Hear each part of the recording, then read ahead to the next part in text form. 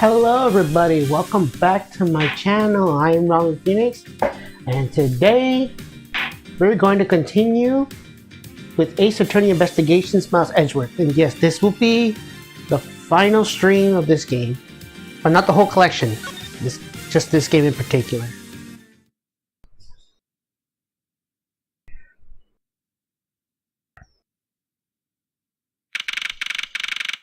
District 12 p.m.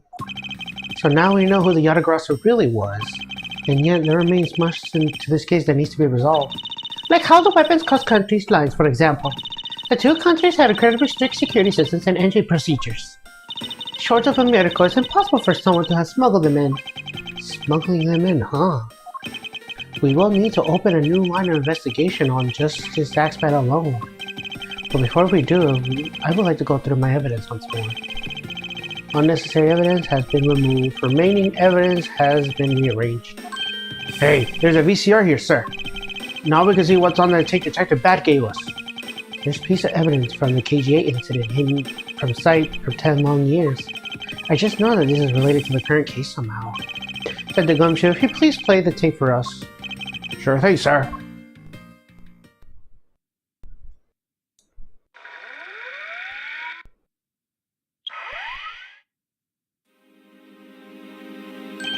This man, it's Manny Koshin. And he's holding a knife in his hand. This looks like footage from a security camera at the entrance of the apartment building.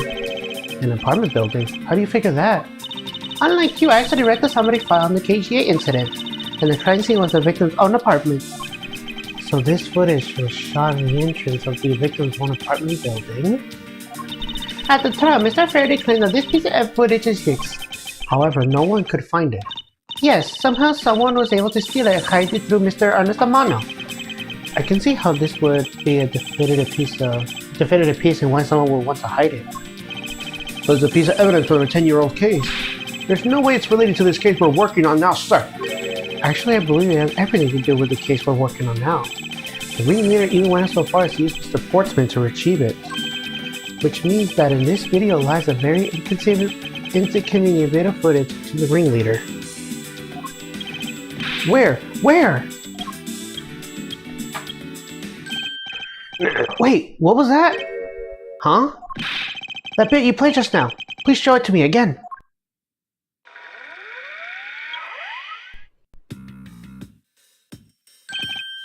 This car. This is something we cannot overlook. What is that, sir? Look here, Detective Gumshoe. This is the national flag of the Principality of Custopia, and because it has the national flag on it, we know this to be an official government car. But the question we should be asking ourselves is, what was the government car doing here? Miss Von Karma, Mr. Edgeworth, so you were here all this time? Ambassador Elba. Thank you very much for continuing the investigation even at the time of night. If only I was even a tiny bit more careful. This tragedy would have never have happened. I am truly sorry. This wasn't your fault, sir. This has nothing to do with how careful you were. You idiot, Quercus! You shouldn't chase after the simple thief. Now then, let's get down to the real reason why I came looking for the two of you. I would like you to put the investigation on hold for a while. Can you do that? Excuse me? I heard you apprehended the thief that turned this embassy upside down. And we are in the middle of an event to celebrate our country's reconciliation. We can't exactly have a police and detectives rocking around here forever. You're scaring the visitors away, so I hope that you can understand how I feel. But we must finish our investigation and resolve the remaining issues. Why don't we leave the rest of the Alabastian and Ablaze police? Ambassador, we are so close. Just a little bit more and... Miss Von Karma, I'm afraid I've made up my mind. And without my permission, you cannot proceed with your investigation anyway, right? That's true, but however... As he said at the very beginning, this area can't be considered to be Alabastian soil. In which case we are nothing but foreigners in their land. Is that really where our investigation ends? Shifu, we found Mr. Edgeworth, sir. Shifu, this way. Yo,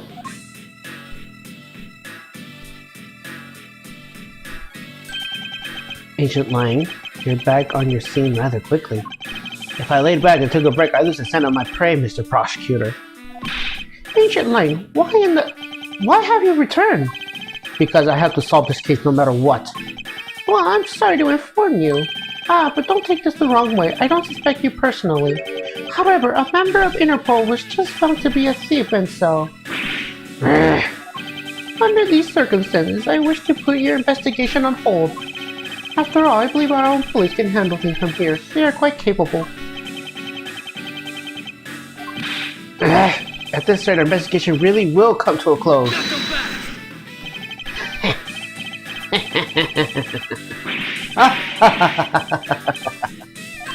Ambassador Elba, I get it now. I really do. Oh, I'm very glad you understand how I feel. No, not that. What I was talking about is... I know who the killer is behind tonight's murder. You... No? The killer? Do you really mean that, Agent Lang? Whoops, don't lie. Then who is it? Well, let me first say that I'm not talking about Mr. Kochan's murder. That was all Sheena. Wang Zi says the truth lies not at the exit, but rather shines outside the maze itself. The truth is unexpectedly simple. So let me ask you this. Who do you think was the Masked Tooth's killer? I'll tell you who. It was you, Francesca von Karma.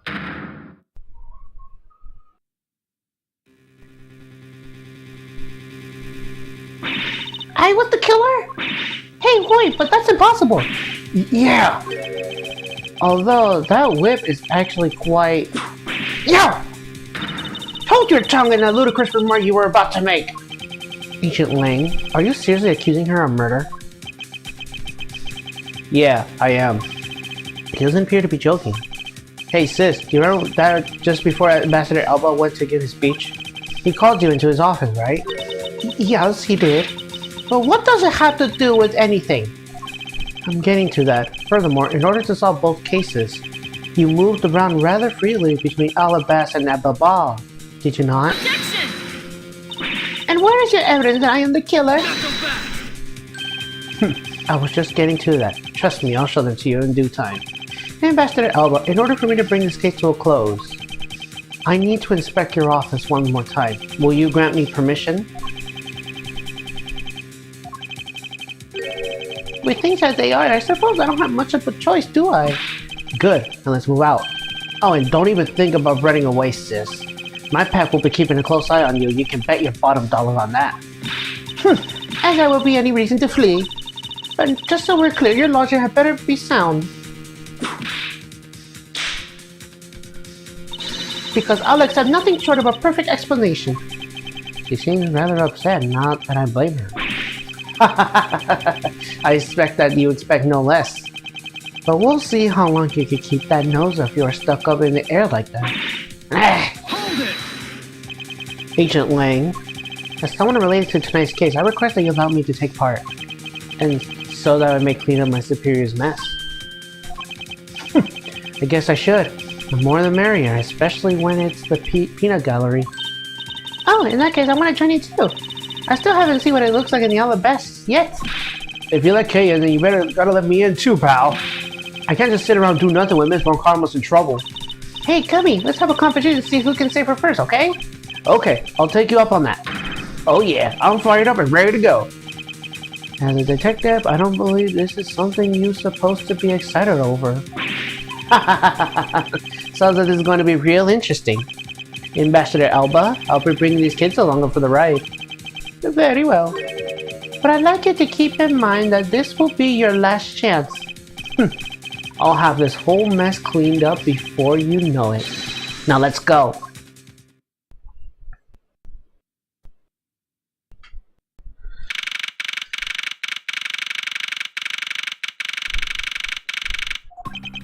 Okay, now let's first go over the facts one more time.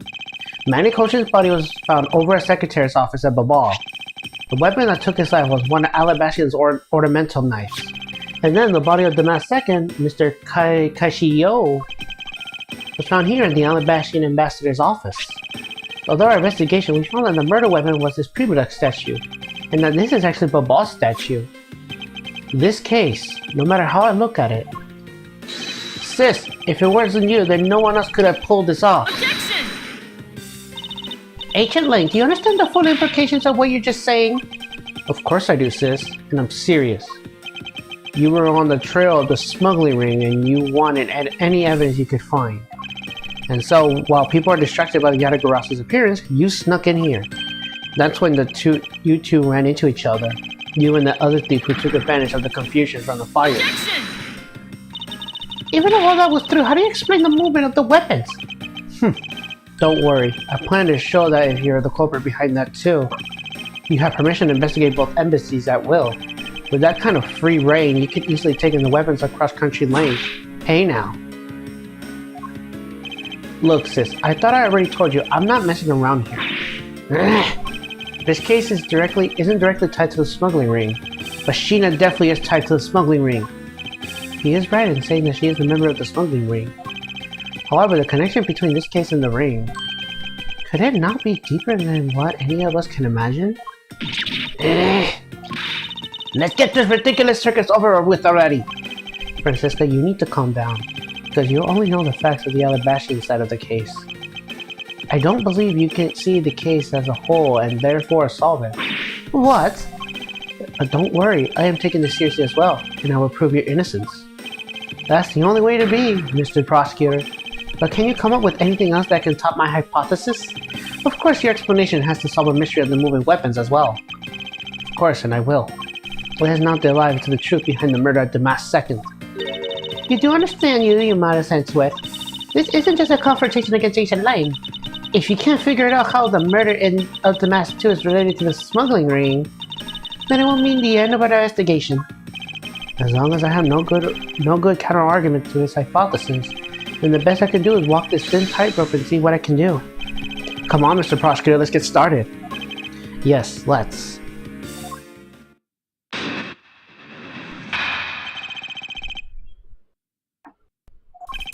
One of Alabastian's knives was used in Babal to murder Mr. Cochin, and the murder weapon in the killing of Damas II is Babal's Primoduct statue. Somehow these two officers were penetrating the two countries' impenetrable security. The only one who could traverse the two countries just before and after the crimes was you. So as long as I can't explain how the weapons move about, Francisca will remain a suspect? You got it, Mr. Prosecutor, so why don't you stop giving me a hard time? Under these circumstances, who the heck can carry a weapon across country lines? I worked through every possibility, but there's only one that's possible. Your boss. Ancient Lane, what I learned from you just now is that you lost sight of yourself. What are you talking about? By focusing too intensely on that which isn't in front of us, we became blind to the truth. Don't tell me Lang Zi never said anything to that effect. You prosecutor! Who do you think you are speaking about Lang Zi's proverbs like that? I don't need his proverbs, because my words are all you will need to see the truth.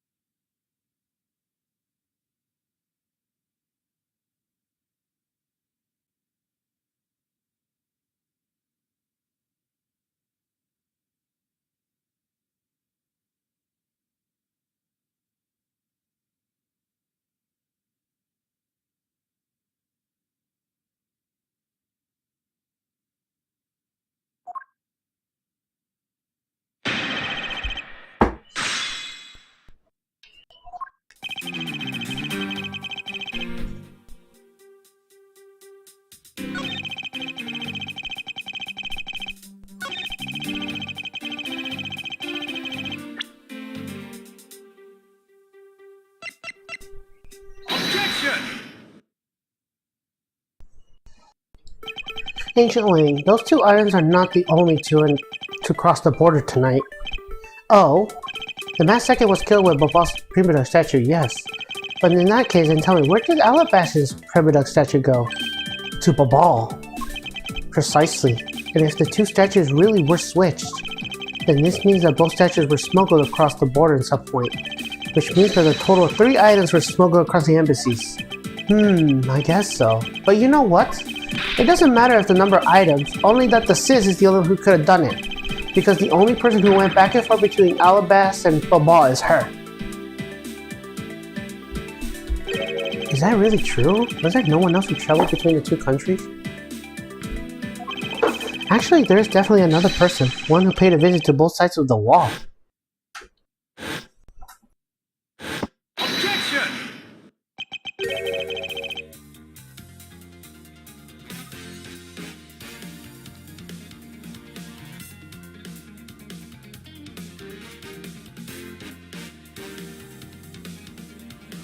Is that really so, Ancient Lane? What a lousy time to bluff your way out of this. I checked out what the guards said along with the security camera footage. You're not going to overturn my hypothesis that easily. Objection! But suppose there is another way other than the theater doors? What other way? The other entry that managed to cross the border unharmed. If I point it out, it will open a whole new possibility. And though I hesitate to bring this out, as long as this entity exists, the impossible world becomes the possibility. It looks like you got some clever idea in mind. I do, and I can show it to you through a single piece of evidence. Fine then. Let's see this piece of evidence that will show me this other route. This piece of evidence will show us another way to move between the two countries.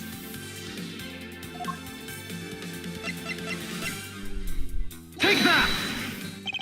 Agent Lang, I'm sure you are familiar with this unforgettable photo. That supernatural photo? Like I said before. Humans can't fly. No, of course not. I understand that perfectly well. And don't start claiming that Sheena somehow grew wings either. I wouldn't dream of claiming that. And I won't allow you to take back what you said either.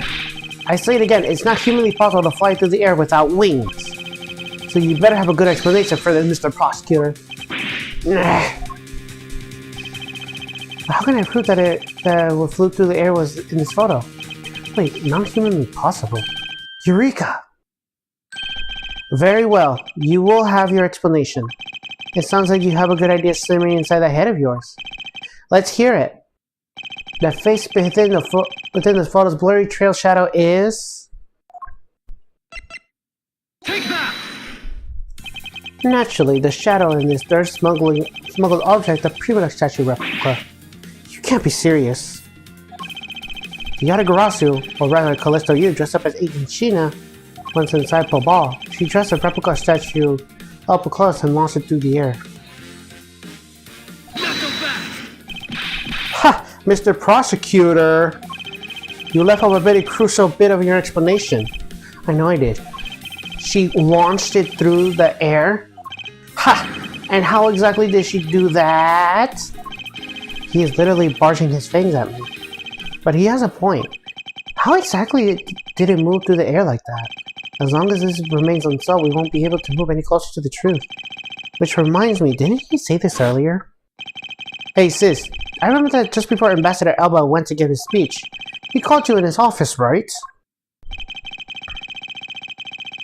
And so just before the murder, Francisca was called here, right in this very room. If that's the case, then maybe... Then there may be another avenue I could pursue. Ancient Lang, in order for me to answer that question, I will need to hear testimony from Ms. Von Karma. Oh, what are you up to now, pretty boy? Earlier you mentioned something of interest to me. You said that just before the murder occurred, Ms. Von Karma had been in this room because Ambassador Elba had called her in. And for that reason alone, you believe her to be the killer. Yeah, I guess I did say something like that. In that case, I believe it's my duty to ask her what her side of the story is. Ha! Do you really think a criminal would tell us the honest truth? How dare you! And I said numerous times there's absolutely no proof that I am the killer. Miles Edgeworth, don't tell me you suspect me too. I don't. However, I can't ignore the fact that you were in this room at one point in time. Which is why I would like to hear about it from you. Yeah. Francesca, I feel like I still don't have enough information. Which is why your testimony is incredibly important to this outcome of this case. Alright, so, what would you like me to talk about? I'd like you to please testify your movements up until you came to this room. Alright, let's try this your way for a change. But if what she said is turned out to be a waste of time, I'll place her under arrest faster than you can howl no! As you wish.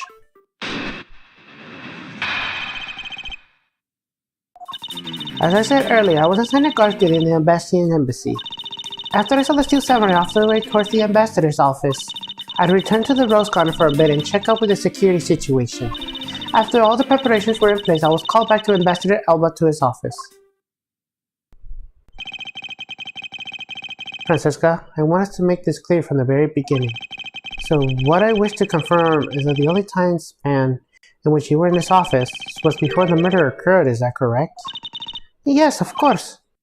I see. For now, the only way I can see us to break out of this situation is to ask Francesca about her testimony in more detail.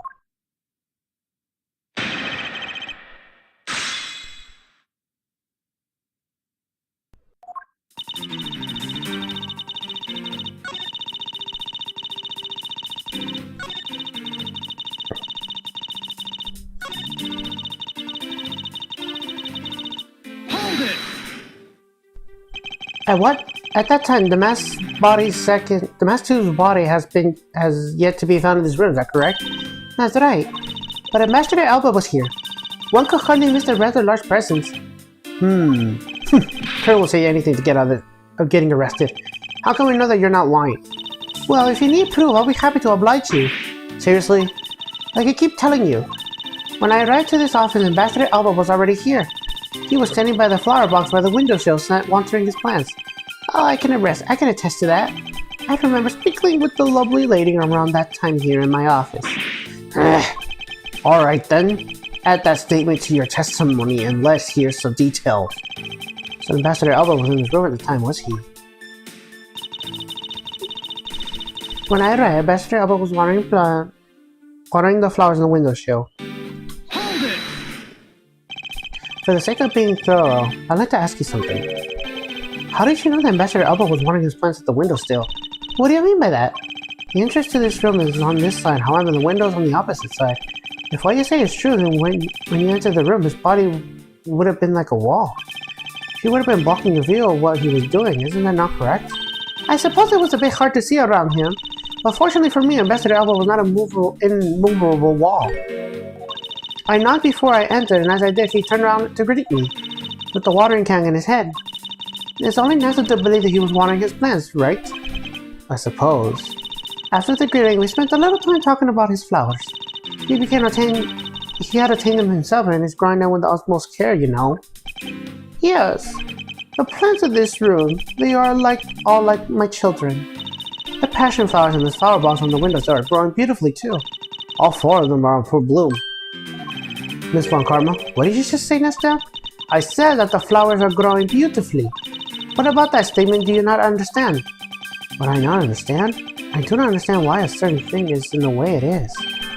I'd like you to apprehend that statement to your testimony. Very well.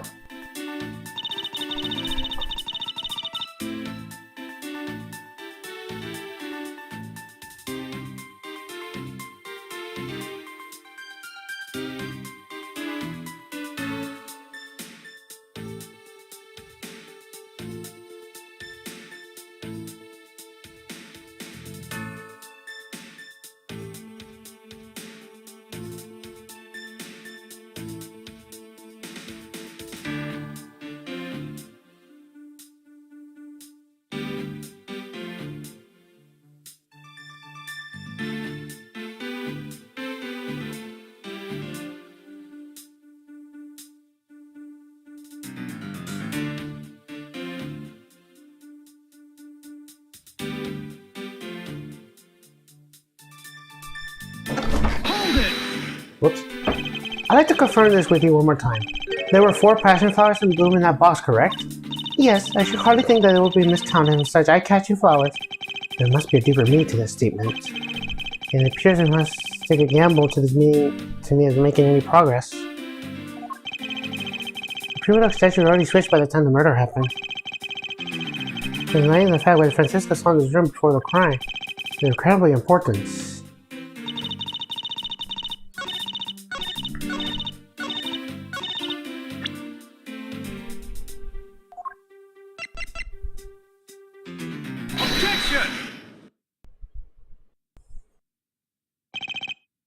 Francesca, for some odd reason, your testimony contradicts with this piece of evidence. It does appear that way. Ha! I knew it. I knew we couldn't trust your words, sis. Mr. Edgeworth! What are you doing discrediting Miss Von Karma like this? Yes, sir.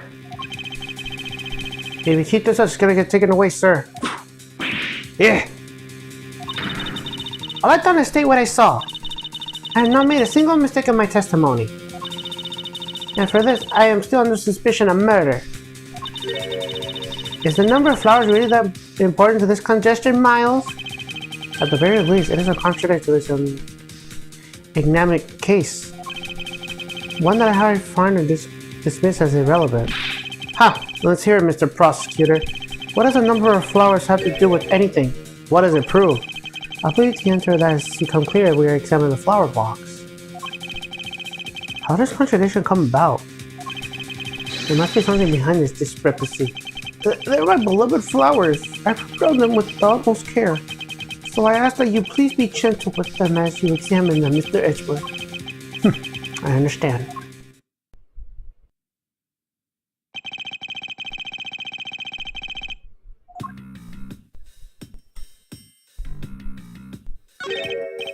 This patch of soil looks as though it had been something removed from it. Heh, what are you doing, Mr. Prosecutor? Why are you claiming up all of a sudden? I'm still here waiting for an explanation, you know. Did you know, Agent Lane? Flowers are the best apprehended in silence. It looks like the two things were pulled out of this flower box.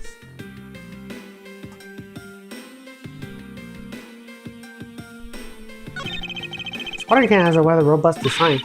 Mr. Edgeworth, why are you telling me stuff that we can clearly see for ourselves? Plus, if we keep wasting time talking about that, Miss Von Karma is gonna get arrested. I better examine something else. The name of these flowers, I believe they're called passion flowers. Despite being called flowers, they are actually a species of vine. They appear to be growing well and are well supported by these plant support. Yeah, but no matter how I look, it looks like there are only two of them for me. You realize, don't you, sis? Your little lie has failed you. Miles Edgeworth, hurry up and shut this man up for me already. I suppose I will need to use some evidence to shut him up, won't I? I believe I have just the piece of evidence you require. Oh, you do you? You have such confidence in your face that you're current polite. But I highly doubt that it'll last until the end. You howl like a wolf, Agent Lane. But we'll see if you have any bite to back up the bark that you see after the evidence. The truth the passion flowers revealed can be seen with this piece of evidence.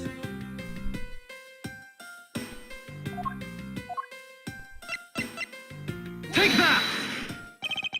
Sheena, who was supposedly a bobble the entire time, had these hair sticks on her. That looks exactly like the plant supports of these flower box. In other words, I believe it can be said that these hair sticks are in actuality support sticks to the passion flowers. And so what? Is this really all that important to the case? Of course it is. It means that we found yet another item that was smuggled between the countries tonight. Aya! Think about it logically, Agent Lane. These sticks were originally in Ablaze, but somehow they wound up in Sheena's hands and was in Bobal the whole night. So make no mistake, these sticks were smuggled somehow, just like the knife in the statue. Very well then. I want to hear from you exactly how they wound up in Bobal. How did these support sticks find their way to Bobal and why? There must be some reason as to why they ended up there. Aha, so that's why. Agent Lang, if you would please take a look at this and tell me its shape. It's just another stick, isn't it? And so it is, but the shape of the support sticks is what is important. For when they are used with something in this room, that's when it all comes into focus. And this object that completes the picture when used with the support sticks is... The crossbow.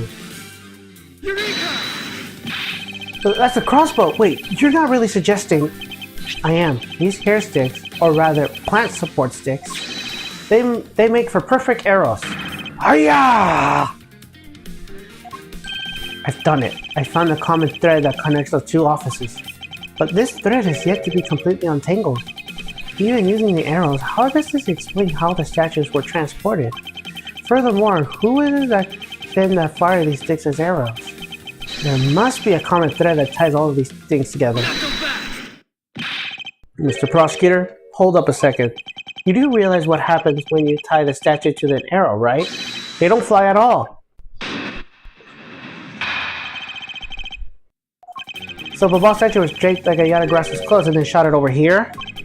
Even if you fired the arrow from this side, they wouldn't go far with the statue tied to them. I don't think I need to tell you that the primitive statues don't sprout wings. You're a realist after all, are you? The primitive statues don't sprout wings. They didn't sprout wings? Of course they didn't. Glad you understand. I feel much better already. I was afraid for a second that you were unaware of the crucial fact. It's only crucial because you're under the belief that wings are necessary in this equation. What? You need to free your mind a bit more and let it fly like a bird on the wind. The primitive statues flew, but not just on a wing. Allow me to take a bit of time to explain this mysterious phenomenon to you.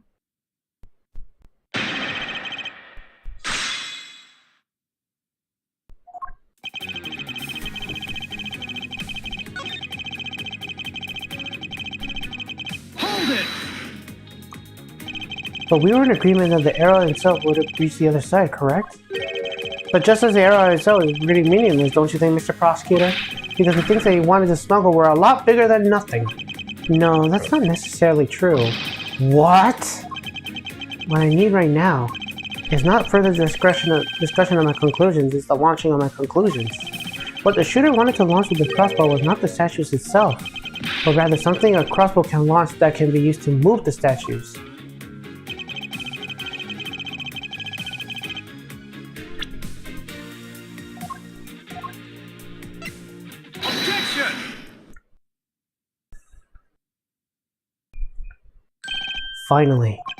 Finally, we have reached this point in our discussion, where I present to you that which was carried by the arrow from the crossbow. Heh, I get it now, Mr. Prosecutor. I can see exactly what you're trying to say. You're saying that the wire is tied to the arrow and then shot into Mr. Cochin's office.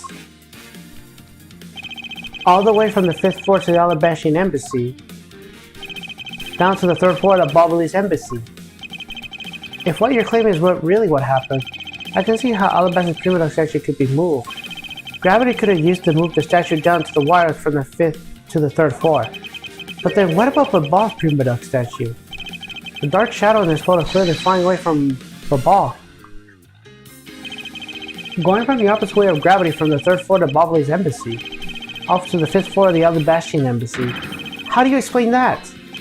Aha! I think I finally see how the gears behind this whole trick works. Ancient Lane, the motion used behind this trick. I wonder perhaps you will need to envision how it works in your head. Motion? What motion? This is the motion that was emptied to smuggle the ball's primitive statue. I believe it was done via rotisserie motion. If the two statues were transported simultaneously, get real, the statues would have collided somewhere along the way. Did I ever say that there was only one line of wire between the two offices? If you shot an arrow with the two ends of the wire tied to it, a circular belt can be formed.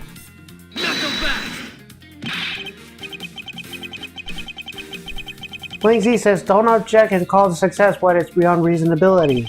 Taking into account the tension between the two wires, the top one would have snapped too much to the point where the statues could collide anyway. Ancient Lang. As you know, the primitive statue is a one-of-a-kind national treasure, and the fact that the ball statue is a hollow replica of the real statue, it would naturally be lighter than the real one, meaning that my idea is very possible. Lang Z says, how? Here's what I believe would happen. Miss Yu and her mystery conspirators set themselves up in two different rooms. The co-conspirator breaks the rules by shooting the two ends of the wire down to one arrow. Then the two of them cover the statues and proceed to transport the statues. After the switch was complete, another arrow was fired, carrying the other end of the wire down to the ball where it was to be disposed of. And to do that, Miss Yu hit it inside the grandfather clock, QED. Ha ha ha ha. This proves it, right, Agent Lang? That I'm not the killer. Not yet, sis. I still haven't had my dessert yet. Right, Mr. Prosecutor? The proof is in the pudding, as it were. Pudding is a night dessert. So, do you think you could do it? Can you prove that what you said is what happened? Because remember, if you can't, I'll be taking a certain someone back home with me as a souvenir. I agree that as long as there is no proof, my hypothesis remains just that. However, what I have laid out is no mere hypothesis, so there is one piece of evidence. One more? This should be interesting. You think you have a piece of evidence that will turn your hypothesis into fact? Well then, let's see it, Mr. Prosecutor. The thing that made it possible to create a circular bell out of the length of a wire. I believe that it is right here in this very room. Now then, I believe this is what made the circular belt transportation method possible. Take that! Ha! Looks like you're dropping another bomb on us again. The last piece of the trick are two pulleys. Precisely, the ceiling fans double as pulleys in this case. And thanks to the fact that there is one installed in each of the offices, ceiling fans made for perfect pulley set of the wire to run on.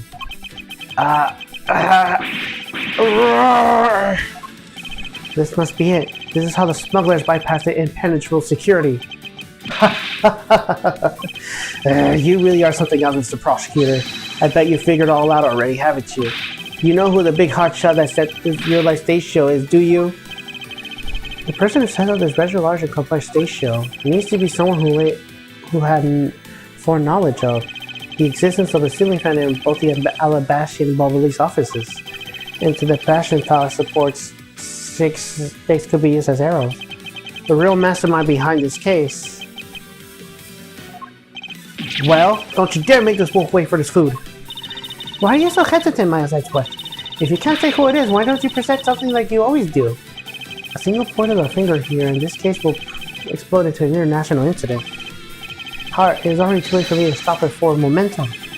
It appears that I have no choice now to rush in. There's one piece of evidence that will point us to who the mysterious mastermind is.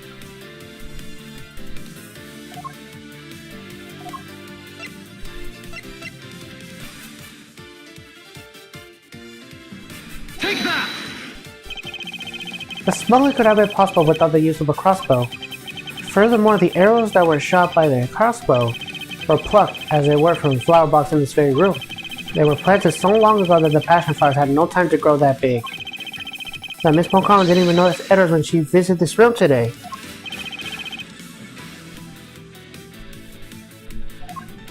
On top of all this, the fact that the culprit knew that both offices had ceiling fans tells us that the person with the very detailed information is in Ablaze's hideout. So as you may already guess, the person I am accusing this plan is the person who grew the flowers of flowers with the utmost care. Thus it can only be you, Quercus Alba!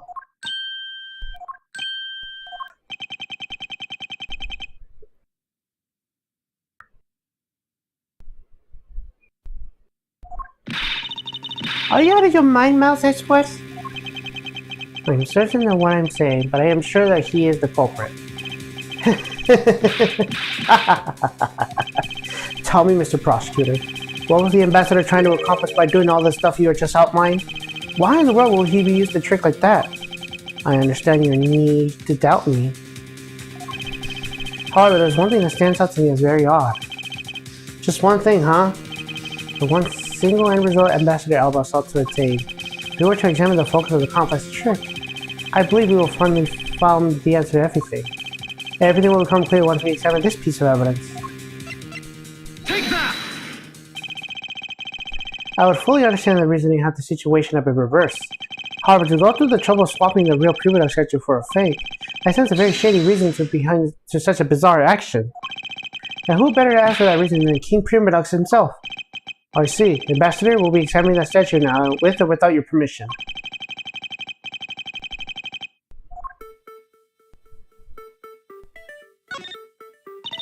This guy kind of looks like a steel samurai, don't you think? Maybe it's because they look alike when you pick to be a goodwill ambassador? I suppose that's possible. Take a look at this area around the base of his neck. Looks like a gap. Hey, you're right. Maybe it's meant to be some kind of secret? Perhaps it's possible to open the statue from the gap for its construction. What? Hurry up and open it, Miles. Alright, here goes.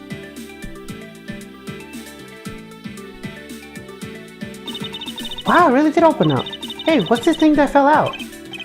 At least more thorough examination is required. What in the... is this? Hey, is this what I think it is? It's a plate for making counterfeit bills.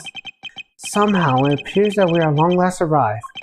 At the exit to this complex labyrinth, we finally hold within our hands one of the counterfeit money plates. And the reason why the replica was smuggled into Ablaze to begin with.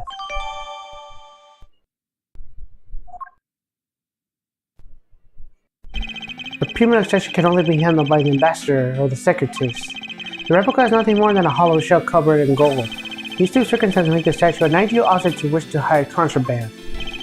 After receiving the statue containing the counterfeit plate from Sheena, the ambassador had the misfortune accidentally running into the masked second. Surprised by the thing, the ambassador raised the replica statue of the masked second and... then, in order to frame the steel samurai of the murder, he covered the samurai sword in blood. Well, Ambassador Elba? You're the leader of the smuggling ring? My country is a mess. And it's all because of you? You're the one who killed the masked second? Answer us! I never thought that you would figure things out to this level. However, there is one point I disagree with you on. The head of the smuggling ring was... Mr. Cochin. Quit screwing around! I had no sympathy for someone who would try to pass the guilt onto a dead man. If there's one other thing I'm sure of, that is that you're the real ringleader, Curtis Alba. It's not good to speak with such subjectory, you know, Ancient Lang. Subjectory? My conclusion is anything but, and is the result of logic and investigation. Logic and investigation? Only seconds ago you were ready to arrest Miss on Karma. I don't think we could give such flip-floppy logic to any real weight, do you?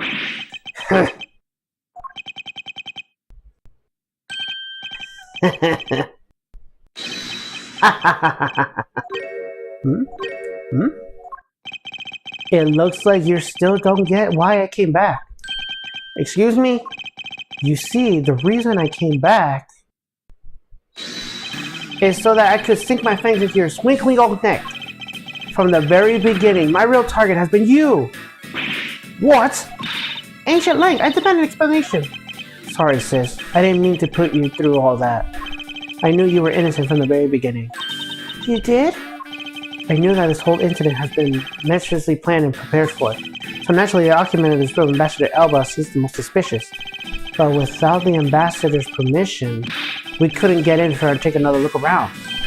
Ah, so that's why you put on the big show to accuse Francesca of the murder. Using Francesca as a bait, you were able to gain us entry and investigative rights. Yeah, if I hadn't done it, I doubt the ambassador would have given the okay to poke around. So that's what all this was about. Very well, I will forgive you. But in exchange for using me as bait, you will take some responsibility to help us find the truth.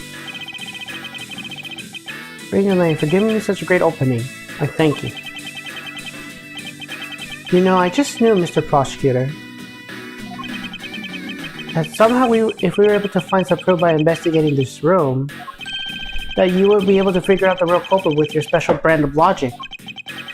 The evidence detectives that collected combined with the logic of a prosecutor.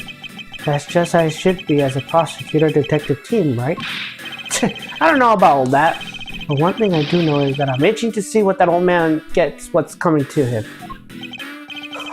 You're quite scary when you want to be, do you? Hey, you were the one who was planning to use me as to push all the guilt onto the sis. But unfortunately for you, you misjudged me. Ancient Wang, I wish you to stop trying to imitate me. What we need right now is evidence and proof.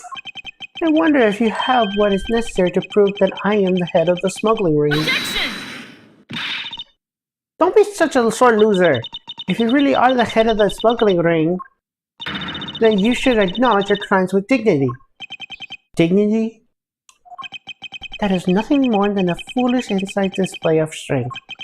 If you really wish for me to acknowledge my crimes, then I would like to first see some of this thing you called evidence. I tell you, I knew nothing, really. I didn't even know that the counterfeit plate was hidden inside that statue. Objection! You swapped the real statue that vested in your country the authority to rule for fake. It doesn't make any sense that you didn't know anything. It doesn't make sense? Where doesn't it make sense? Can you prove that it doesn't make sense? Gick! He's really got us. He's turned this entire situation around against us. The proof that Interpol has been after which points to the man as the ringleader. If we can somehow find that proof now, then we can see that justice is finally served. Is there nothing I can use to break this case wide open?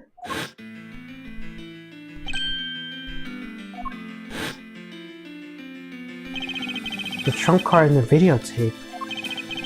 With those two items, we might be able to finally bring this man down. But the card is evidence from the case that Mr. Faraday hid away in secret. And the tape was stolen by Detective Bad from the police. They're both illegal evidence. No matter what, a protector of the law can't be allowed to use such pieces of evidence. Needless to say,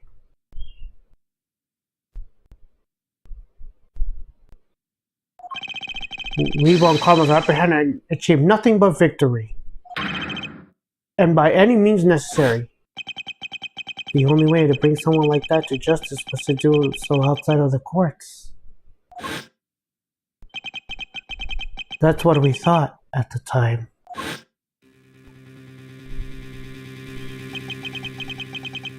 I no longer follow the path of Manfred von Karma, and I won't allow follow the path of Yadagarasu. This leaves me with what? What creed will I believe in?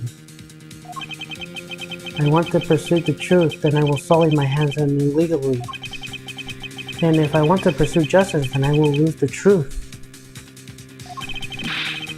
What is the law and what is justice? And what path is the prosecutor supposed to follow? That choice is the one I make my own hand here and now.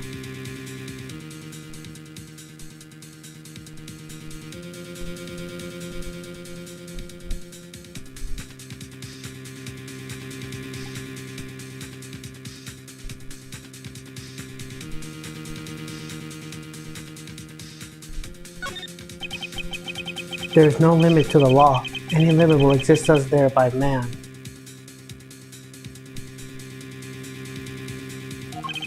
But if a person goes beyond that limit, then the law too crosses the new territory. For what reason were laws invented? The answer to that is what I must now show.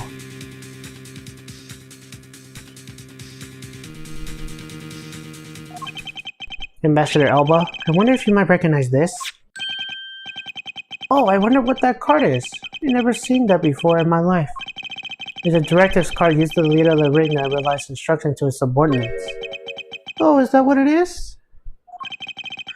That card is sent to the real culprit behind the KGA incident 10 years ago. A man by the name of Mr. Kochin.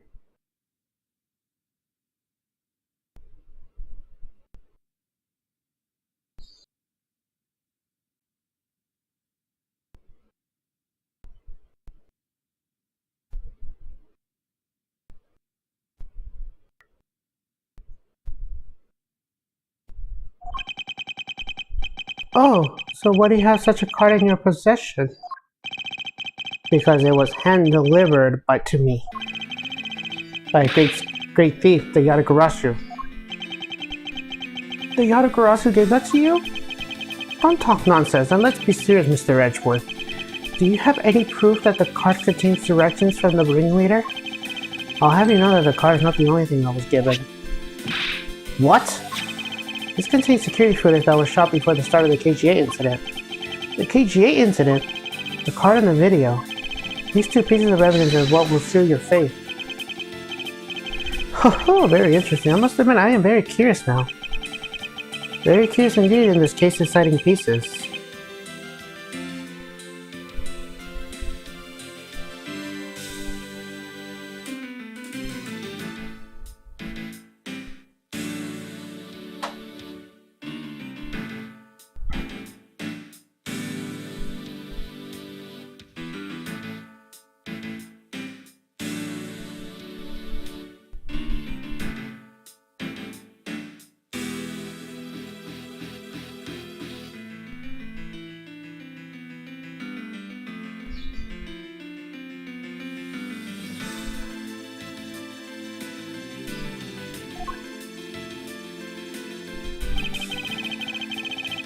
I pray that Yatagarasu has been chasing all this time now stands before me.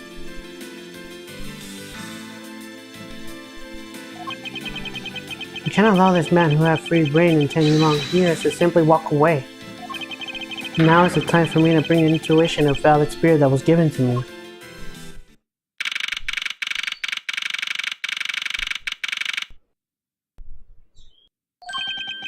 So what is it that is interesting thing that you wanted to show me?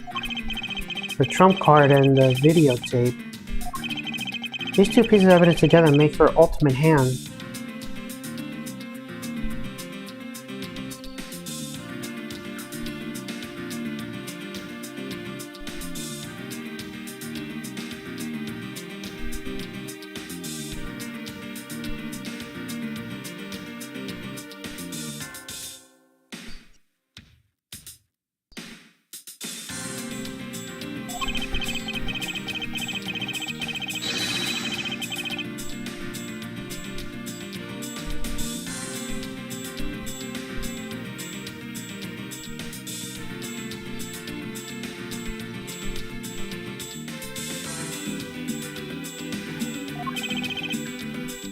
The gumshoe. Yes, sir.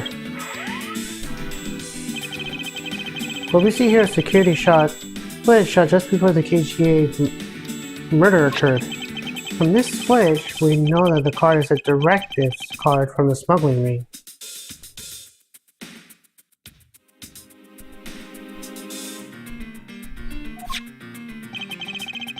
This is a section that proves that the card was used to relay an order.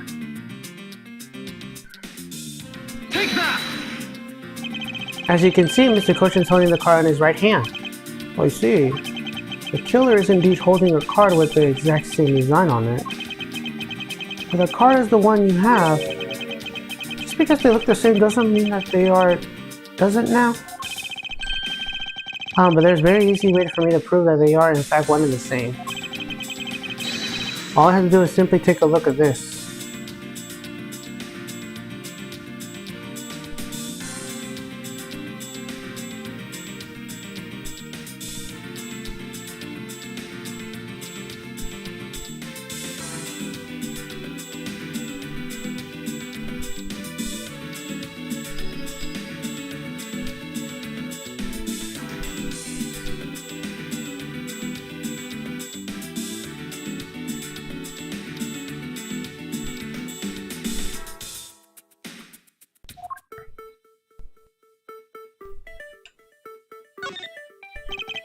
The dark red blood. Yes, this is your proof. Proof that the orders of the card were played out in that terrible tragedy. The blood belongs to the victim of the KGA incident. With a bit of DNA testing, we can very easily verify that as fact. If you have no objections, then I'd like for you to take a look at this next piece of footage. The car that passed by in front of the victim's apartment building is an official custodian government car. What? Take the gumshoe, if you could please magnify the footage. The area of the footage directly leads to the smuggling ring with Custopia. Take that! This section will make it all clear to us. You must be tired, Mr. Edgeworth. If you continue presenting complete irrelevant evidence like this, I'm afraid your investigation may fail apart. Perhaps it is time for you to retire. But wait. That wasn't it?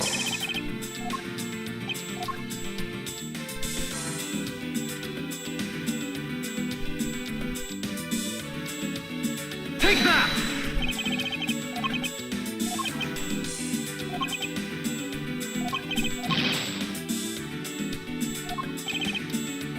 Oh, that's the wrong one. Take that!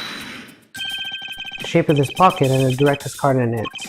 It tells us that without a doubt this person in the card is Mr. Cochin. The license plate in the car is also captured by a security camera, and with it we can easily find out who was sitting in the car that day 10 years ago. Which is why I can say with confidence that you were riding in this car on that day.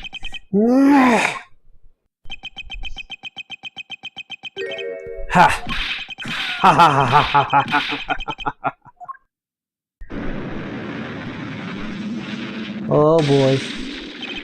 You've done well, boy, to make it this far. However, about your claim that I was riding on the car that time, that's going to be mighty difficult to prove. How so? The Principality of Custopia no longer exists. So naturally, all records from that time period also no longer exist. Ignorance. What does he really mean that he already erased all traces of him? Are we finished here, boy? The only weapon I have left for me now is this piece of footage. There must be something here that I can use against him. Take that! What the? Ambassador Elba! Yes, what is it? You were once an army man in the service of Custopia, and it was you that made many missions that you participate in successes, correct? Why the sudden backhanded praises, boy? Although, to be sure, the brilliant medals in my breast were rewarded me during the era of Custopia. But now I'm the only one who owns this particular medal. In that case, the only person who could have been sitting in this car is you. How could you figure that? By the medal captured here in this footage. It is clearly the same exact medal as the one on your chest. What? This is how it will be, but I won't look back. For this is the path that I have chosen.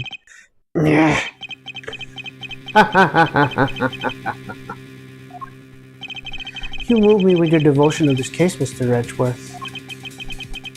Why are you taking such an arrogant stance with me? It's almost looking impossible, isn't it? For a lot of you that come this far, it looks like I might just lose a little game this time. You might lose that game this time. You don't get another round, Mr. Ambassador. Is that a fact? Very well. I decided to confess and admit my guilt. You're going to confess? And I will accept whatever punishment it may come as a result. What the? Regarding the second murder, I admit it. I did it out of self-defense. You claiming that it was justified self-defense? The mass strikers attacked me and I felt like my life was in danger. If I hadn't known what I did, I might be the one you found dead instead of him. What a pathetic performance. I'm not giving you one. Wow, you two really know how to laugh at inappropriate times.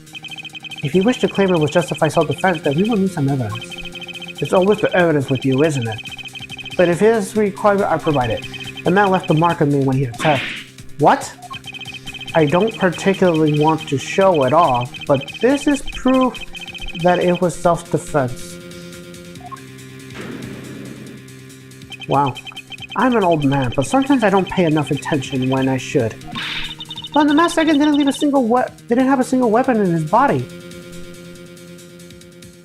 Hold on, it's nothing to get worked up over because I hit the weapon.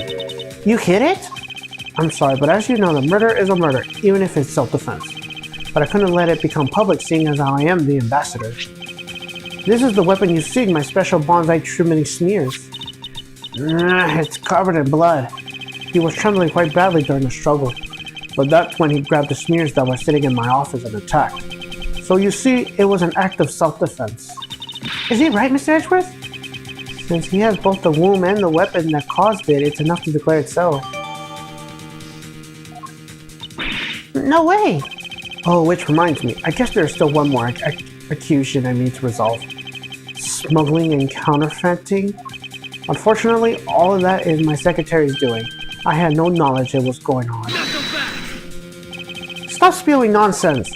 You're trying to throw my investigation under the bus in your desperation. If you want to get real honest, everything in this case can be connected to you. The murder of the bank secretary was done in self-defense? In my trial, no man escapes this crime alive. Perhaps so, but if you were my opponent in court.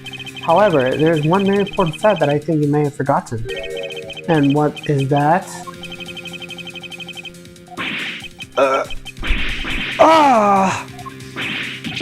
That's what you mean? Extraterrestrially? That's right. This embassy sits where it's effectively Alabastrian soil. So any trial that is to be held will be held in Alabast. Therefore, the crime I just admitted to will never be tried in your courts. Agent Lane, what is Interpol's stance on this? Agents investigate. That's our job. The judgment of people who have confessed to their crime. That's the court's job. But I already confessed all of my crimes, Agent Lane.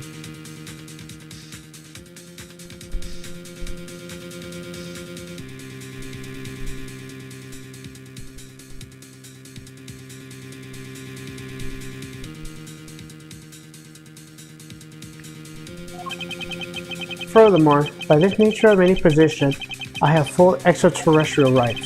These rights are effective even in your country's soil. Therefore, no matter where a crime may take place, I will never stand trial in one of your courts. That ignorance in your expression, that's nothing like the face of someone who is ready to accept the consequences. Don't tell me you have your own country's judicial system out of your hands.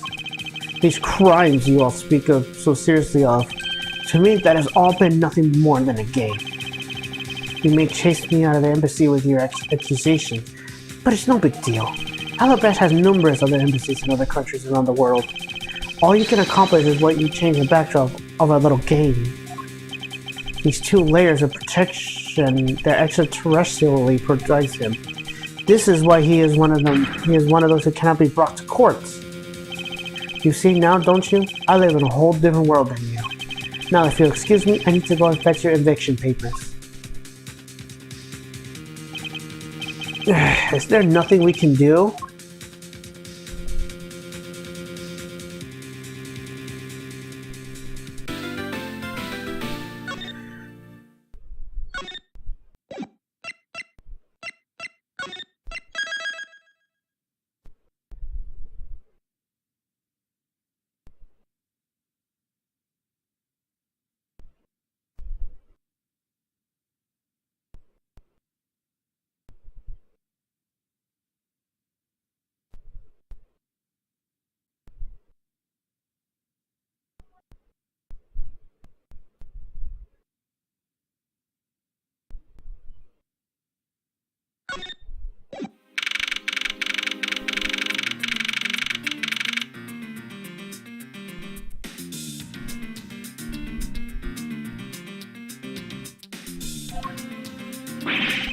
I can't believe it. Extraterrestrially. Yes, and there's nothing we can really do about that. In the end, we didn't have enough authority to bring him to justice. I can't believe that even though we know he's the boss, we can't lay a finger on him. I know. Hey, Mr. Prosecutor, sorry to skip out on you, but I got some business to take care of. If we can't even give an evil guy like him a slap of the wrist, then what the heck are our laws created for? What good are they? If the law can't stop, help us. And I'll go to the other gross and take care of this myself. Don't you dare! Mr. Edgeworth. Sorry, that was a bit too harsh. I know how you feel, sir. We're trying to take on an ambassador after all. But he did tell us already to get out of the theater. And this is kind of their country, I guess. But I feel like we've been slapped across the face for just doing my job. What am I going to do? Should I retreat for now and formulate a better plan of attack? Come on everyone, we can't give up yet. Okay. I want you to think about something for a sec. We never let up for even a second as long as we don't stop investigating. We must find the rotten treasure hidden here. She's right! Come on, Mr. Edgeworth. You're right, Kay. Very well. Let us reopen the investigation and see what we can find. Come on, Kay. Right behind you. Okay, then I'll go check out the ball a bit more, sir.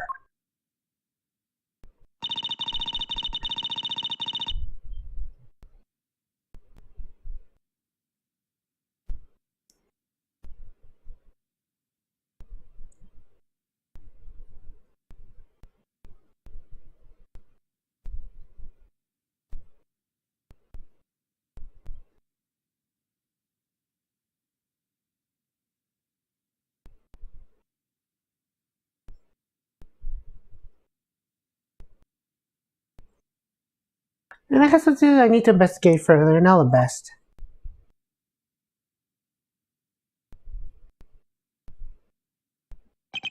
Now then, before I gather any more information, I should do a bit of housekeeping. Passion flower data erased from my organizer. Ambassador Albert seems agitated over something. I wonder why. There are two special circumstances around the ambassador. First, the embassy itself has extraterrestrial rights. If something happens on Alabastian soil, we are unable to legally prosecute him. Cool! That sounds like embassies are a perfect place to steal whatever you want. And murder and mass the second run a smuggling operation and make counterfeit bills apparently. But I thought all the counterfeiting was done by Mr. Goshen and Bilbao.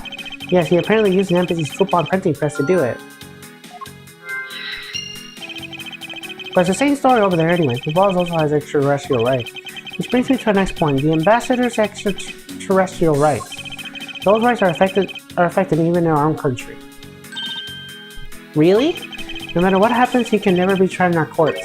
He retains some very special rights indeed. Basically, no matter what wrongs he may commit, we may never bring him to trial here. So I guess we really don't stand a chance, do we? We might stand a chance if we are somehow nullified either one of his special rights.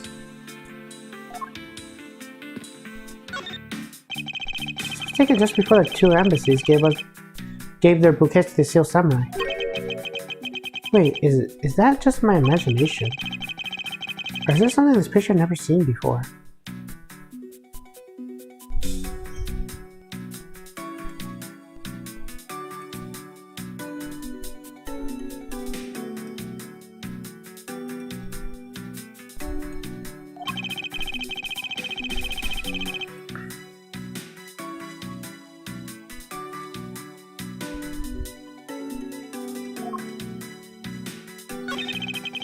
It appears to be a bouquet of Persian celandines and roses. Wow, you even know the exact species? Never would have figured you as an expert on flowers. Nah. It's all because of the flower that old lady sends me every month. Just look at me, I sound like some sort of botanist. So, what exactly is the yellow flower here? That one, I'm not sure. What? You don't know? As far as I can recall, I've never seen a flower like this before. But I feel as though I've seen this shape somewhere before.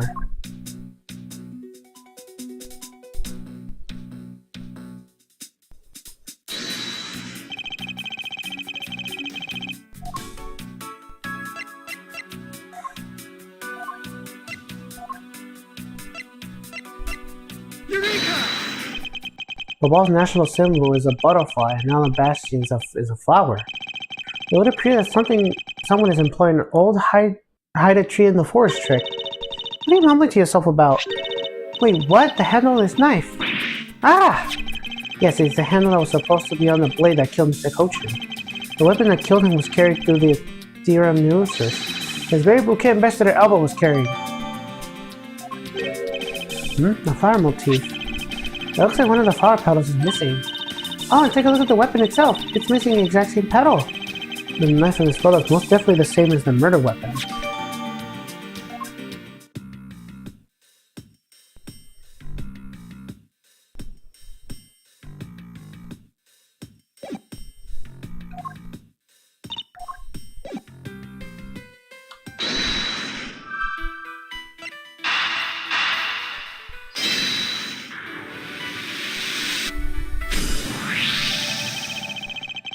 We know that the counterfeit pills are printed with the embassy's press, but in necessary materials such as the Ablaze ink and paper, Must have been hidden in a secure location. But what do you think would have happened if the renovation had begun? Well, he probably has to find a better hiding place or get rid of it all. Right, so we can assume that the renovation was the cause of the plate and Bill's disposal, and the reason Mr. Cochin was killed as the ringleader of a smuggling operation. Based on what we know, who do you think is the one the most to gain? It is the one person that has been erasing all evidence of a smuggling operation. From both embassies, the co-conspirators mopping up Ambassador Elba. Ambassador Elba was a very strong motive to kill Mr. Manny Cochin.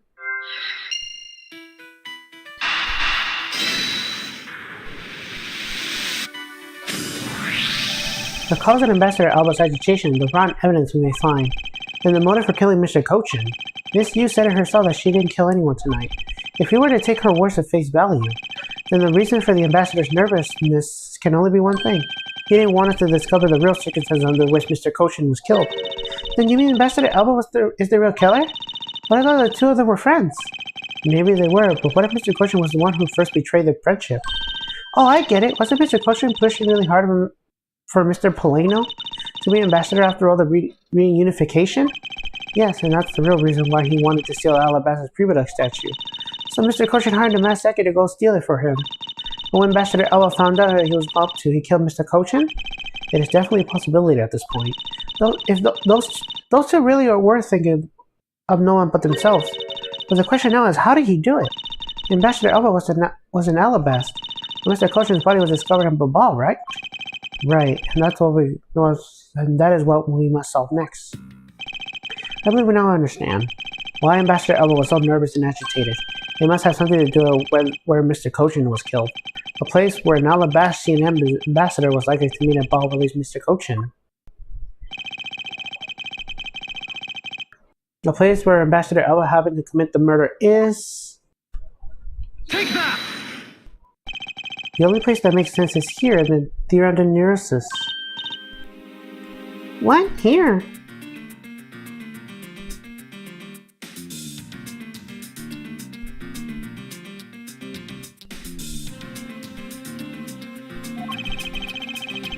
A goodwill event is being held here today, correct?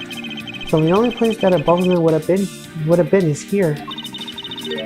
But if that's the case, then everything changes. The theater isn't actually Alabastian land. But I wiped out one of the extraterrestrial rights he has. It makes logical sense, in which case it's the reason for us to investigate further. But what should we check out? Let's see. I believe we should check out the immigration records for both Alabast and Ablaze post-haste. The ball's records should be easy to obtain, however the problem will be Alabast. I wonder if they would allow us to see the records despite the order of vacate. Objection! I'm already one step ahead of you, Miles Edgeworth. Francisco. I have here the security footage from both Alabast and Bilbao. You would do well to take a look at its contents. You move fast. Alon Karma strives to be perfect in every way. It's not in my nature to keep on retreating like this. I took a liberty to look over the Bilbao's investigation report as well. From now on, you will make no excuse to back down or say that we can't solve this case. I'm sorry about earlier. You won't be beaten, because my cute little subordinate is going to try his best, very best, isn't he? Hasn't he patronized me enough already of a lifetime?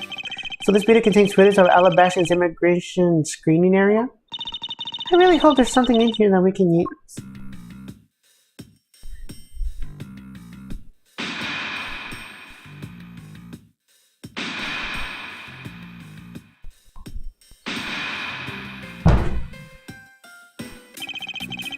Which minute footage should I examine?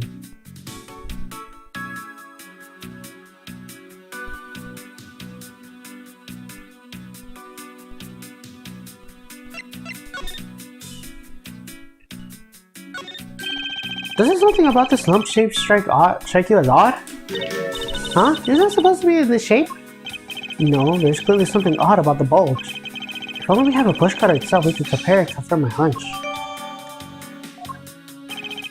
Next, let's check out the footage from Bilbao's security camera. I hope it shows us something good. Phooey, there wasn't a single sign of a suspicious person or anything. That right there is a contradiction. Huh? Did I miss something? You didn't miss anything. because there was nothing to miss.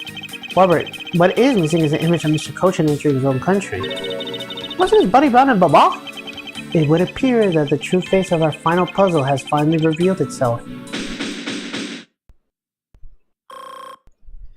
Yes, we did it.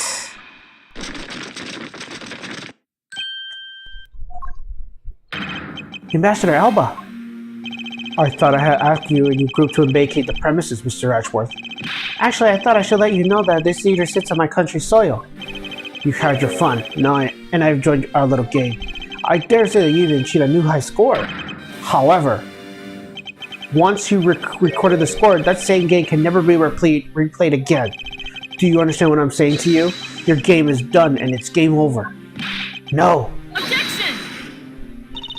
Where do you think you're going at this time of night?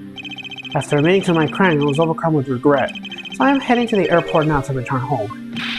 I'm afraid I can't let you do that. There's still too many issues we need to discuss with you.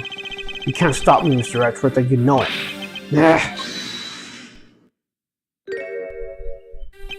Please, may I have a little bit of your time, Ambassador Alba? Ambassador Paleno? Even just a teeny tiny bit is fine with me. The already strained relationship between our countries is a precautionary situation, you know. Very well, if you'll insist. I will play just one more round with them and see what they want. Not that they'll get any further. Ambassador Paleno. Mr. Edgeworth, all I wish for is a normalization relationship between our two countries. But there's just one person standing in the way of that dream. I believe in you. You'll do what's right. Thank you for your vote of confidence. Now then, what is it you wanted to ask me about? I do have a flight to catch after all, so I'm afraid I'm going to have to leave you just one question. That's more than enough because I only have one question anyway. I want to hear your alibi about how you couldn't have killed Mr. Manicochin. Oh, I see. You seem to have a good hand this time around. This should be fun. This really is the very last chance to bring him down. I won't allow even an atom-sized contradiction to slip by.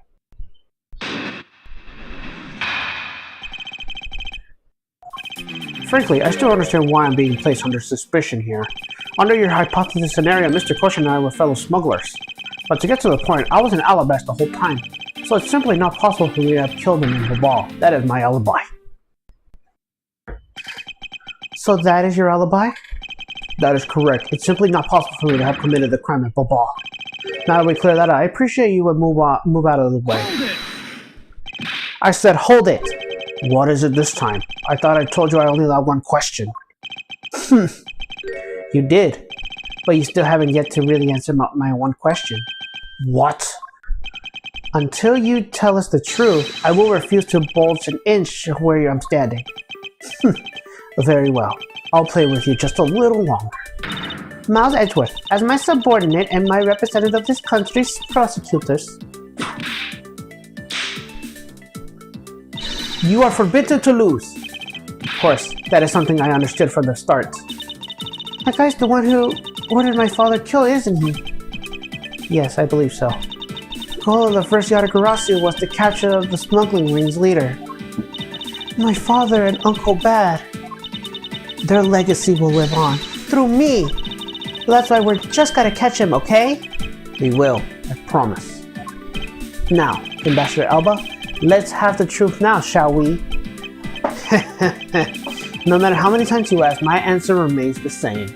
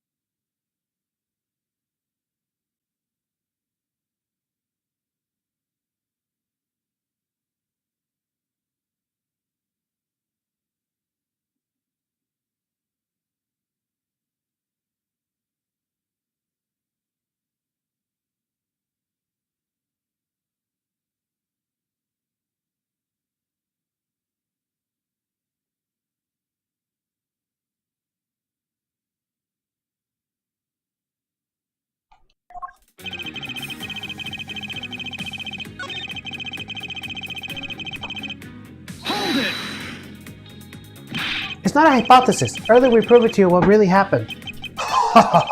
Well, let's leave that to one side for now, because it doesn't change the fact that I have no motive. Oh, so you really have no reason to kill Mr. Cochin? If you want to suppose I have one, then why not? I'll indulge you.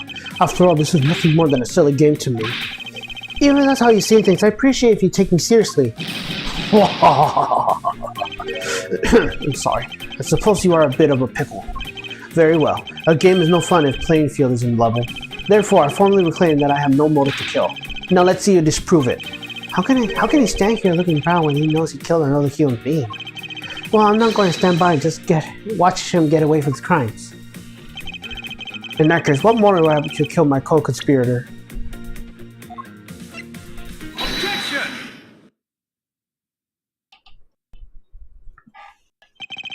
If you want to know, I believe you do have a motive to kill. That was because Mr. Cochin had betrayed you. But you had your own reason too, namely you want to pin the smuggling all on him. Evil begets evil, and because you were trying to test each other, it turned into this mess. I don't believe this. You have a bad pendant for telling tall tales, Mr. Prosecutor. And if you're not, then I suppose you have some proof to support your argument. I never use guesswork in moving my cases forward. It has been proven that this note is written by Mr. Cochin's hand. Shall we take a look at it? The contents of this note is request calling in for a set of Ablaze's primitive statue. By killing him and pushing all the guilt to the smuggling onto him, you walk away spotless. I believe you understand what I'm driving at. You had more than a few reasons to kill him. Are you finished with your hypothesizing? Excuse me? Let's suppose I did have a motive. Even so, a motive and a thought alone can kill. Isn't that right?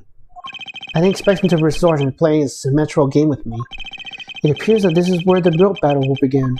Now then, if you will excuse me. Wait, what? I told you in the very beginning, didn't I? You only get one question. Ambassador Elbow, if you please give us just a bit more of your time. It doesn't matter what kind of man he was, and he was my subordinate, which is why I would like us to figure out the real cause of his death. That is something for Babal to figure out, and something to which I have no relation to.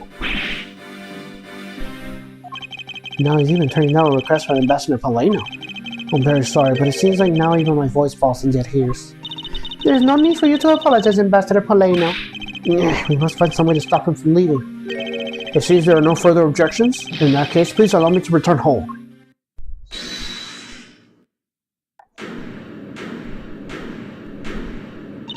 Hold it right there, Ambassador Alba. Okay? Like I said, Mr. Edgeworth, the Yargarasu's legacy will live on through me. Yes, but how do you suggest we stop him from leaving? You just leave that to me. Ambassador Alba, do you recognize this? No, and why should I recognize that tattered old organizer? Wait, where have I seen that before? That is a clue my father Burn Faraday left for us. Did you just say Burn Faraday? Mr. Faraday's organizer. Don't tell me this was the one in the second KGA incident. The one in which he wrote about the Yatagarasu's key? Yes, this organizer belongs to my prosecutor you had Miss Yu killed 7 years ago. I have no idea what you're talking about. You say that like it's related to me. Inside this organizer, he wrote out every detail of every evil thing you did. What a amusing little girl you are, but that sort of trickery won't work on me. If you don't believe me, then take a look at this. And what is that toy there? That's the thievery device is used by the Yatagarasu, or rather, by my father. 7 years ago, he used this when he snuck into this embassy. What? These two pieces of evidence that hold information the Yatagarasu dug up on you. If you go home now, I won't hesitate to send it all to Ablaze, right behind you. Little girl, get to the point. I want you to go up against Mr. Edgeworth one more time. If you win, then I'll hand over these two pieces of evidence. Yatagarasu, ever a thorn in my side. Okay, does that organizer really contain any information on his dirty dealings? It's nothing case-breaking, really. Then it was just a bluff. Even if it was, we still can't let all my info my father and Uncle Ben found go to waste. Plus, just the existence of Little Thief is troublesome enough for him. Those two pieces, aren't they keepsake for your father? It's okay, I believe in Mr. Edgeworth. He'll come out on top in the end. Okay. When the going gets tough, someone's gotta be there to put the wind back in your sails. After all this time, you're still quite the feisty one. I applaud your powerful nature. I refuse to lose this too. Ambassador Elba, you won't be returning home until you give us further testimony. How dare you all, barring a person like me. Ambassador Elba, your testimony if you please. Nah. Alright, but this is the absolute last. Then even if you use all the power of Ambassador Palena's office, you won't stop me. I can't let this opportunity Katie has created for me to go to waste. The last time I met when Mr. Cochin was here, the theorem of neurosis. After that, I was in Alabasta the rest of the time, and I stated earlier. In any case, I did not see Mr. Cochin again after that. So you see, there's no time span in which I could have killed him. Wouldn't you agree? Now, since you people are practically begging, I'll allow you to question me. What an ignorant old man. Yes, but no matter. We can't allow this chance to escape us. I will warn you, though. You reached the end of my patience. Waste my time with any insane questions and you will be punished. So any needless pressing or presenting will hurt our case? In that case, the only thing you can do is present the correct evidence. Understood? Of course. I don't intend on letting him intimidate me. I know Mr. Cochin was killed before he returned to Papa. In which case, there's only one statement in which I need to present the evidence.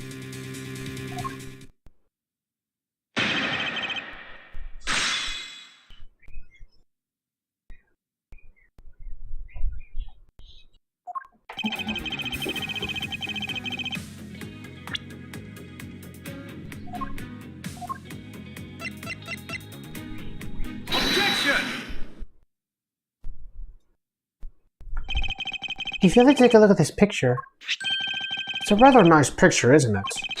I wish to commemorate the restoration of relations between our nations.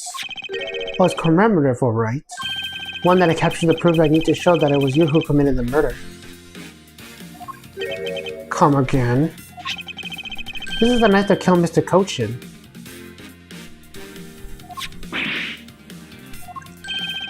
I see you recognize it, as well you should, for it was you who brought it to this theater.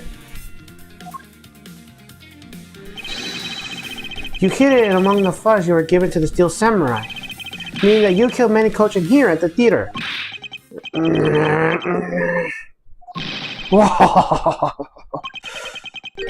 It's time for me to catch my flight. Objection!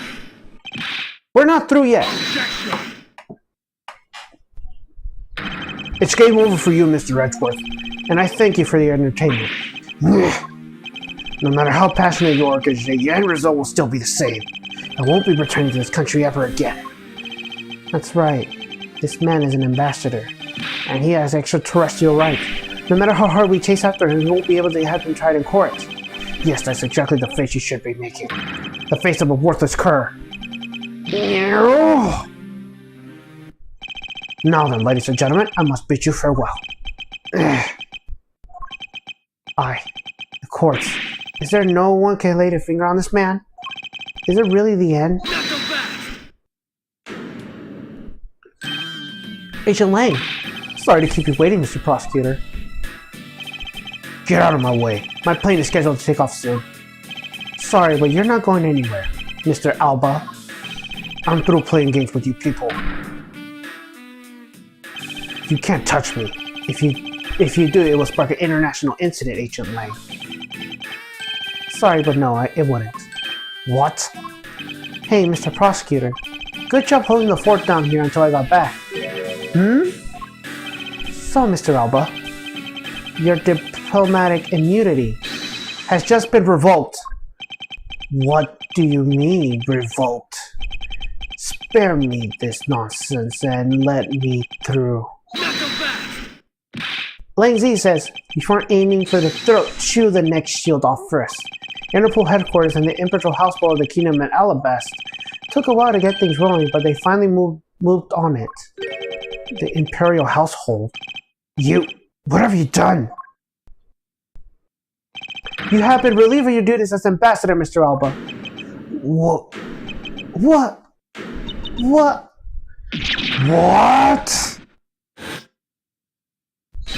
Effective today, effective right now.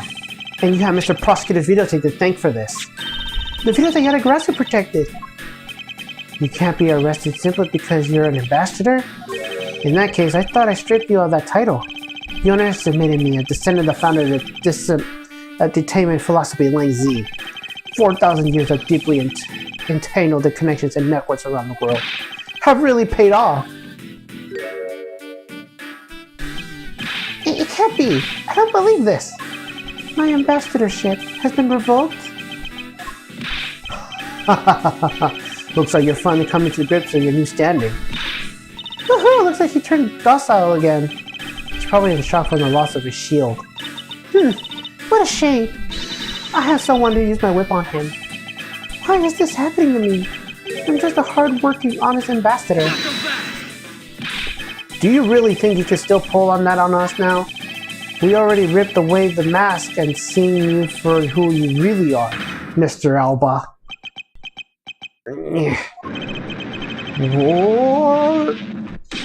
What? Objection! No, I won't be stopped now. You still insist on fighting us? So what if I'm no longer an ambassador? You still don't have any evidence on me. The fact remains that you cannot arrest me. Hey, I expect no less from you, the boss of the smuggling ring. Well, the rest is up to you, Mr. Prosecutor. Understood. You say that I killed Mr. Koshin in the theater, but even if that's true, that there's a knife in my bouquet. I left that bouquet in the theater, so anyone could have taken it out of there and used it, right? Besides, the claim that he was killed here itself is odd. After all, wasn't his body discovered in Babal? Are you claiming that I carried his body all the way over there? Preposterous. I'll be the one to prove whatever is preposterous or not. Nyeh. Ex-Ambassador Alba, are you ready? Because this is no game. This is war. I killed Mr. Koshin in the theater using a knife that was stuck in my bouquet. I left that bouquet in the theater. Anyone could have taken the knife from there. Besides, Mr. Koshin's body was discovered in Babal, right? There's no way for me to have transported his body over the theater to Babal. Look, don't you think you had enough fun with me? You already stolen my ambassadorship from me. Would you have me surrender too? You had no plans to ever return to this country, isn't that right?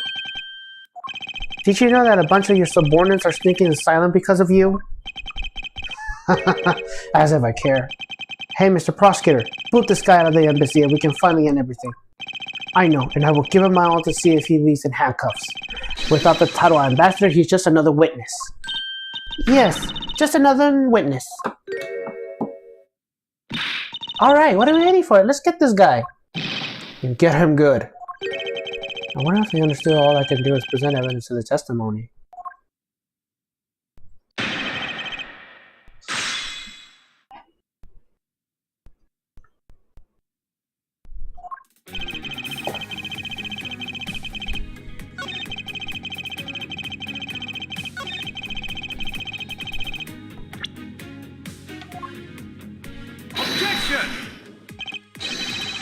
This statement does not have a series of contradictions that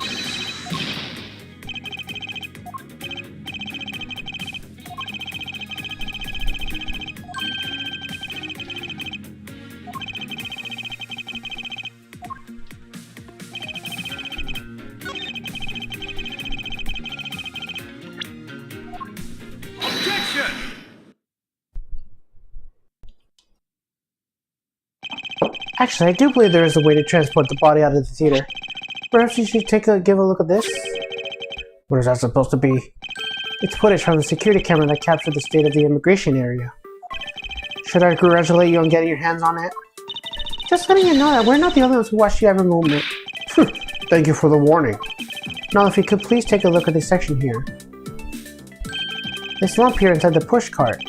Do you know what's causing it? Should I? Because I don't. In that case, allow me to enlighten you. This is the cause of the unnatural lump behind the clock of the push cart.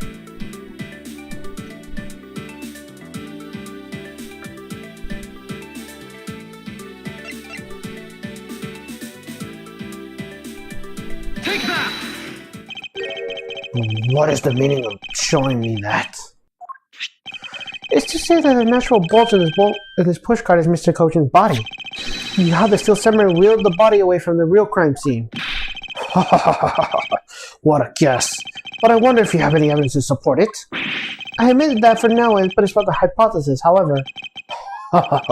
If you can't prove it, then I'm afraid I must be on my way. I don't have any more time to play with you people.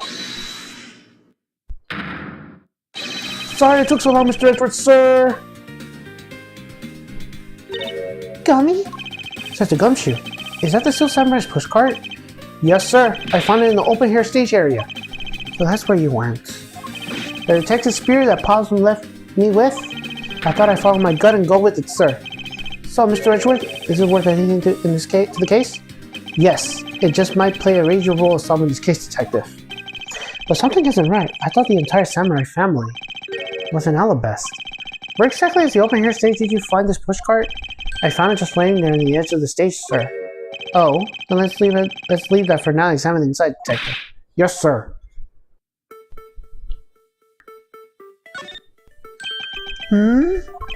It's blood.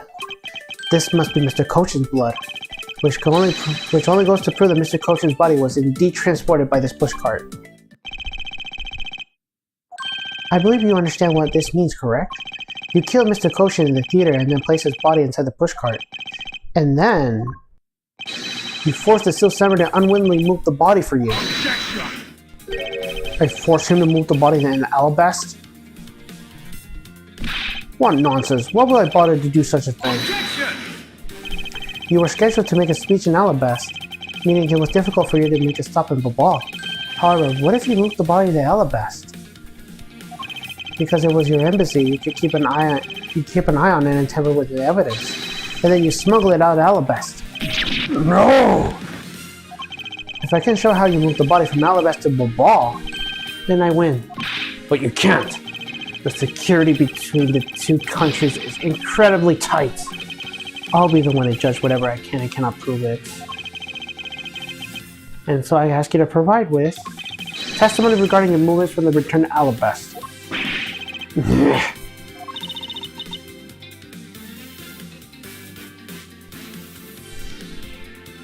Miles Edgeworth, do you figure it out?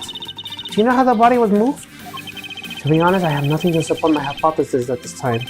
However, I do believe I made a mistake in my logic up to this point, which means there's no question that it can't be answered, correct? The primitive statue was smuggled successfully through the brief flight through the air. So why shouldn't there be an answer as to how the body was moved? Which means that there must be a logic flaw somewhere I can exploit.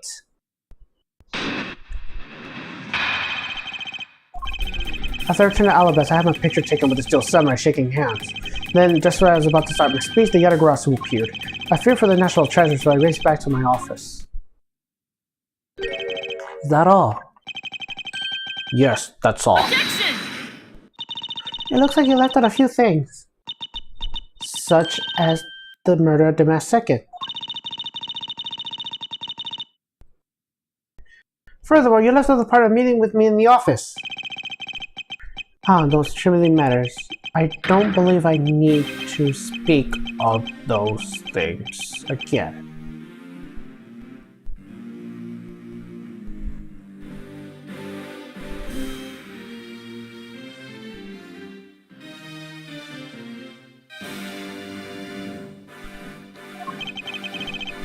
I do so hate to waste time. What? Is not every life precious? Do you need me to answer for you? Objection! People like you cannot be allowed to wander freely through society. Then you better try hard, because I doubt you find a single contradiction. He's really full of himself, isn't he? Yes, he is. How can he be so confident at a time like this? Come on, don't be shy. Go ahead and ask whatever you like.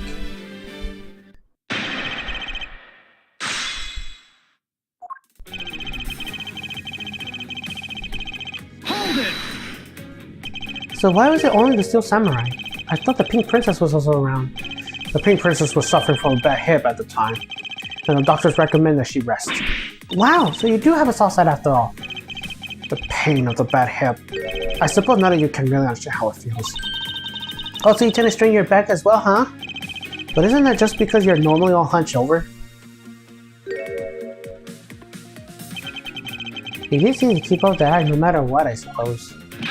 The point of this is not to discuss my back problem. For about 15 minutes after our handshake, I was in my office preparing for a speech. Hold it! The autograph was just a trick that you had set up. The most amusing joke, and how do you suppose that I set it up? If you really want to know, I can explain it in details for you. You arranged the spotlights in the rose garden so that when you were to take the stage, the audience would see the Yatagarasu shadow. Oh, that is an interesting tale. Sadly, it has nothing to do with me. You, what's it gonna take for you to fess up to anything? Very well then, let's move on with a different question. After the Yatagarasu appeared, what was the state of the rose garden? Everyone took refuge inside the embassy. I even helped with the effect. And then once everyone's inside, well... Hold it! And what happened after you returned to the office? I don't want to keep on repeating this, however. Upon my return, I had the stroke of bad luck and bump into Masked Man. Objection! And I don't want to keep on repeating this either. But his name was the Masked Second. Who cares what he was called? By the time he got to the prima donna statue that he was supposed to steal, it had already been swapped for the fake. Talk about an unlucky man, being bludgeoned to death with a fake statue.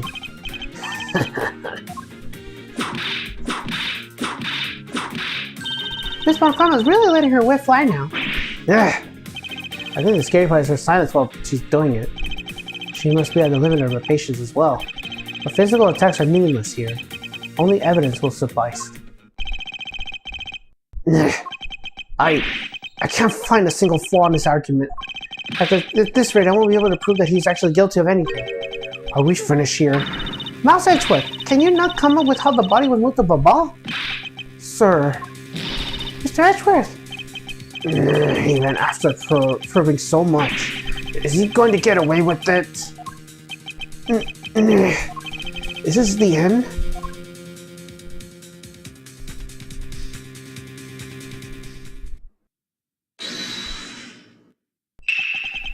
It appears that we made it just in time.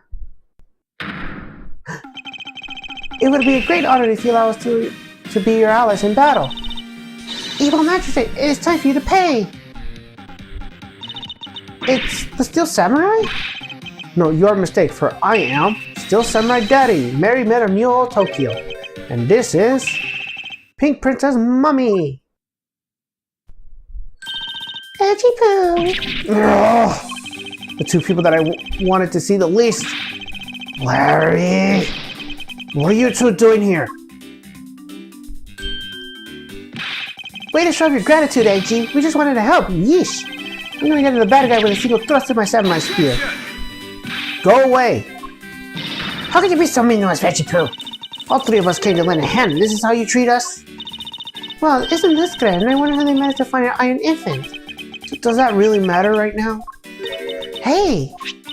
Is it just me or is the iron infant completely soaked? Oh yeah. I found him in Baba, but he was in the middle of a pool. Wait a second. Larry, go back to what you just said. Huh? Oh, it appears that we made it. Not that far back. Something about finding the iron infant in Baba? And he found it in the pool? I don't recall there being one in Baba. Oh, that! Well, I was in Ablaze the whole time, so I had no idea how the iron infant wound up in Baba. I wonder if I lost him in the rose garden. But I guess maybe this cute kid can swim, huh? Wait, what? Larry, you lost the iron infant in the rose garden? Are you sure about that? Yeah, I'm sure. But I found him in... That's enough, Larry. The iron infant that Larry lost managed to move between the two countries. Furthermore, the iron infant was found soaked in the middle of a pool? This is what I've been looking for. It's another smuggling route between the countries. The key to the route the iron infant took to travel from Ablaze to Baba is...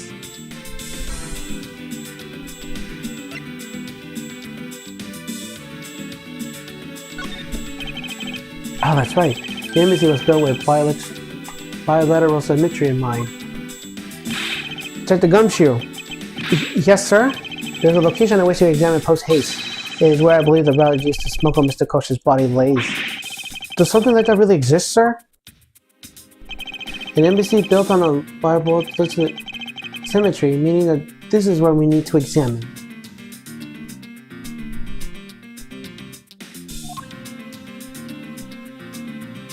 Take that! Yes, sir. I'll be back before you know it. It's too late. It doesn't matter what you do, it's all a waste of time. Not so fast! You will stay here with us and wait.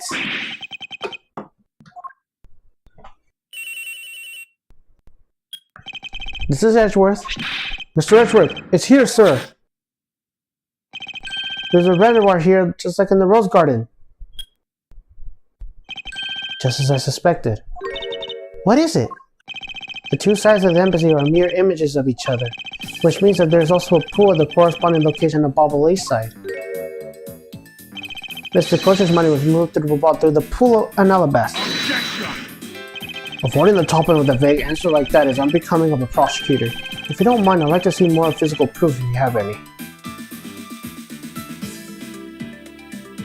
The Iron Infant is possibly stuck in water. Why do you think that is?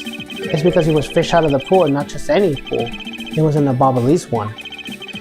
I think it's pretty obvious at this point what must be true. The water reservoirs in the two courtyards are connected. Objection! And where is your proof that the two sides are connected? Objection! The proof is right there and before your eyes. The half-drowned Iron Infant. What? This blasted doll? Mr. Edgeworth, I'm back. Hey. Don't tell me you guys figured everything out without me. We did, thanks to this hero justice son. Even if he's just a doll, he managed to help foil the victim, Dylan. Hey, Mr. Prosecutor, look, I don't want to say this, but it's kind of unlikely that the body just happened to have passed on to Ball. This guy's a doll and he's small, so I believe it made it, but he has a point. Yes, that's right. I'm glad someone here understands. Mr. Edgeworth, are you going to next propose that a dead body can slip through the pipe? You see, Mr. Prosecutor, our chases after this man is far from over. Agent Lang. Why is he helping Mr. Elba out now? He's not. He realized the flaw in my argument and he's helping to prove the logic along. In which case, I should return the favor to find the answer. And another thing. Mr. Coach's body was found in his office in the wall. So what happened to his body after it was transported in the open-air stage?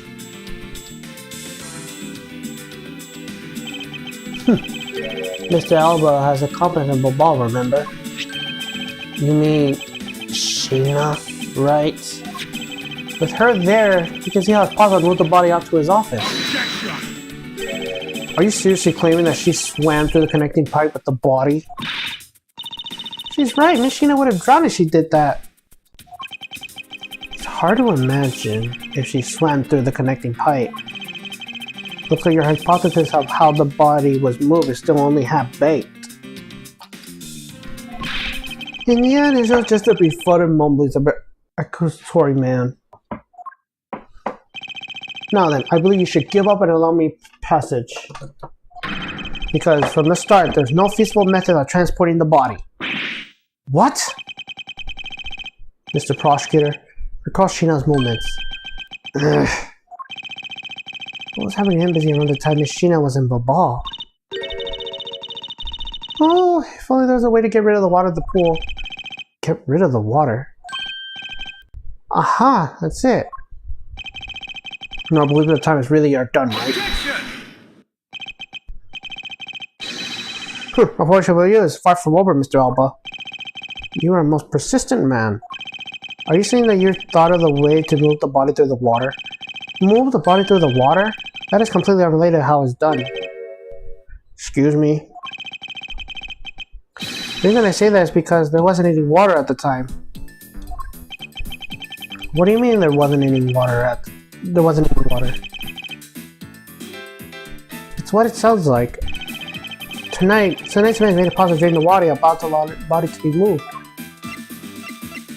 Take that! Tonight, the Yadagarasa set fire to a variety of locations at the Ablaze embassy. In order to put the fires out, much of the reservoir's water was used. Of course, when the water was used, the reservoir's water level went down. If enough water is drained, the connecting pipes should be used to transverse the porter. So what? The water level went down, the reservoirs were connected? Does any of this matter? You can't prove any of this. Pretending to be ignorant won't work with me. We both know what kind of situation we're in right now. Even in the game, there comes a critical game-changing moment. A moment in which you hit the wall to overcome in order to beat the game. I haven't lost yet. I found this route used to smuggle the body, and that route will lead to your defeat. Even though the water was used at the firefighting effort, you still can't really call the smuggling route. I know that. I should have figured that you wouldn't notice. Hey, Mr. Alba, how deep are these pools anyways? I'll have you know these pools are extremely deep, and there are no ladders or foothills along the walls either. It would be difficult for Sheena to hold the body and climb up out of the pool. Ladders or footholds along the walls? There was no need for such things. What do you mean? If one were to use a certain something, they would go up and down the pool at will. Oh, it looks like you got an answer already. Well, what are you waiting for, Mr. Prosecutor? Enlighten us already.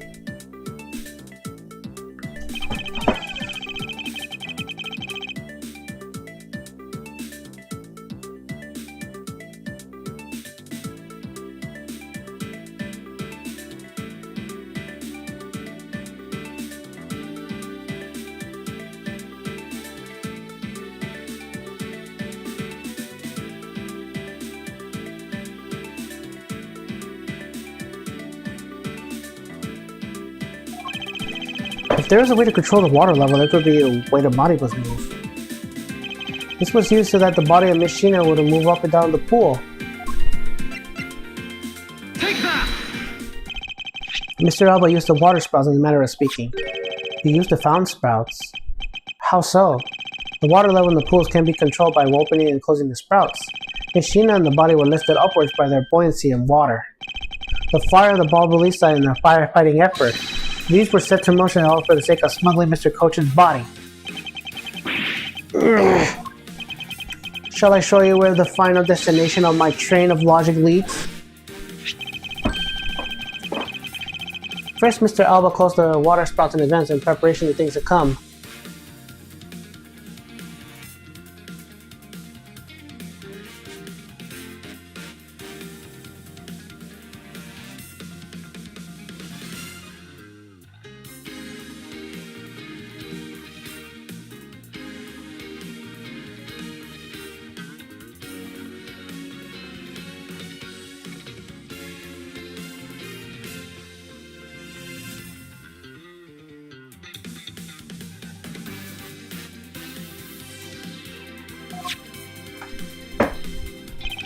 Then he took the pushcart that was brought to the rose garden and pushed it along the iron infant and Mr. Coachen's body into the pool.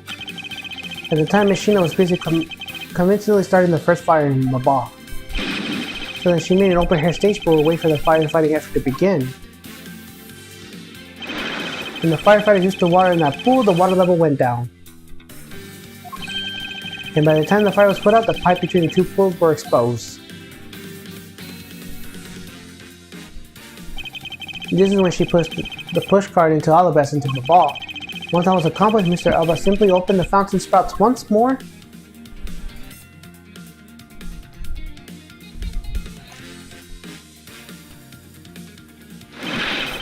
And the water level rose up to the original level along with Miss Sheena and the body. After that, Miss Sheena used the pushcart to carry the body up to the secretary's office.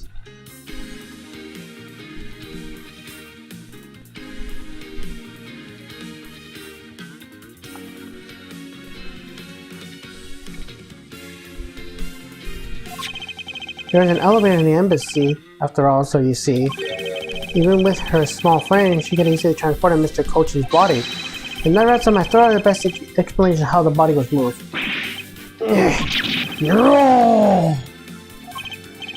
Well, ex-Ambassador Alba, what do you think?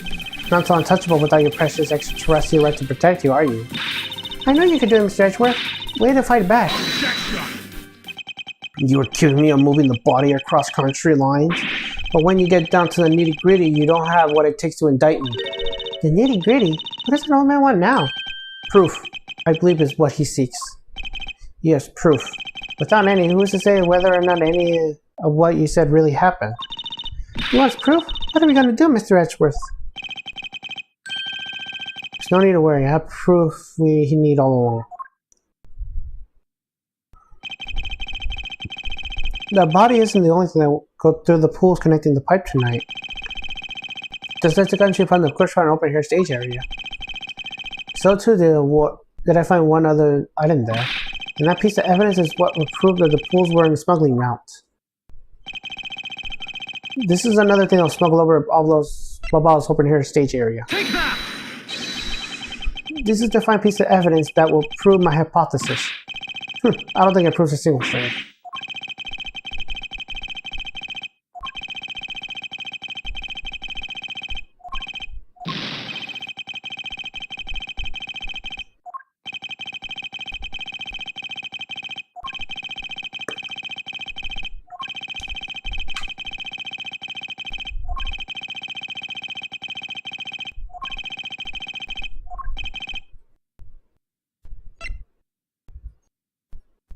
Take that!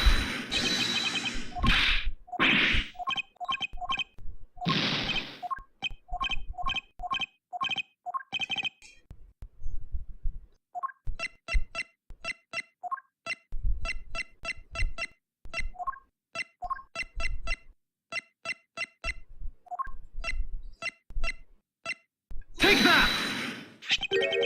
And what exactly is this? You have no idea, do you? This little piece that I found in Ablaze's side will be undoing. A guitar pick? Would you care to explain how that is going to do me in, as it were? Must be a charging, perhaps, but this is not a guitar pick. What? This is something I found in the open air stage, which is transported with the body. I naturally assumed that he would recognize it since you took a photo with it, after all. But since you don't, allow me to show you where this fragment from the stage area belongs to. Take that! Let us take a good look at the murder weapon that was used to kill Manny Cochin. On the handle of this knife there is a beautifully blooming flower. However, it would appear that it's missing a single petal. Now let's see what happens if we try to fit this pick in the open slot. It's a perfect fit! I assume that the petal must have fallen off from the flower during Mr. Cochin's murder, and that it was accidentally placed in the pushcart along with Mr. Cochin's body. Objection! That's an interesting story, nothing more. Objection! So I can assure there's no more than just a story? Because for some odd reason, this flower petal was wet when we found it. It was wet, you say? Yes, and the only place it could have been gotten wet is from the open air stage pool. Now I ask you, how did the part of the weapon which was smuggled into the theater wind up in the open air stage area in the Ablaze side of the embassy? I don't think I need to waste any words explaining this, as the petal explains it all for me. It proves that someone went through the rope guard and pulled on and through the ball. Impossible! The people in Zingfo have been waiting to see you face to face, Mr. Alba. I'll tell everyone back home we'll be there soon. You should be happy. Why? Why? It's a little late to be asking that question. You should have known from the very beginning, when you took your first life. No matter how you may plot or how you may try to cover it all up, you can never hide from your crime and what you have done. Because we're here to see it that justice is served people like you. You can't call what you've given a perfect argument. You know, I don't think this guy's ever going to admit his wrongdoing, Mr. Edgeworth. Because he values himself above all else. People who can't be negotiated with and people who refuse to admit when they're lost. I don't believe those kinds of people really exist because everyone breaks eventually. You're right, in that case I have no choice but to use all the evidence I have. I'll use it all until he breaks under the weight of his crimes. Mr. Alba, I request you testify once more. This really will be the end of the line. Alright, this is going to be the last part.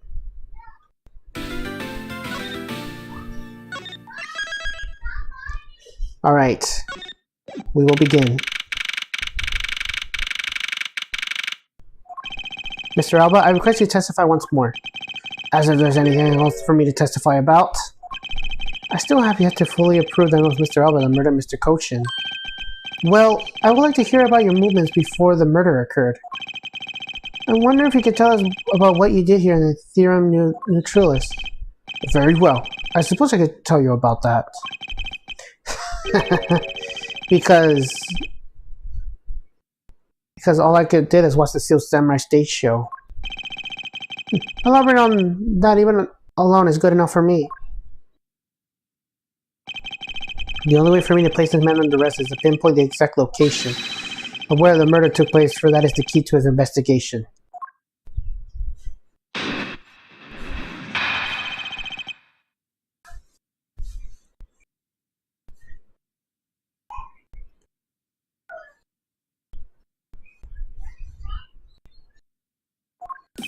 I watched from the back row. The stage was well lit, but it was dark out even in the audience. I swear I was there in the audience, but it's hard to prove that, I suppose.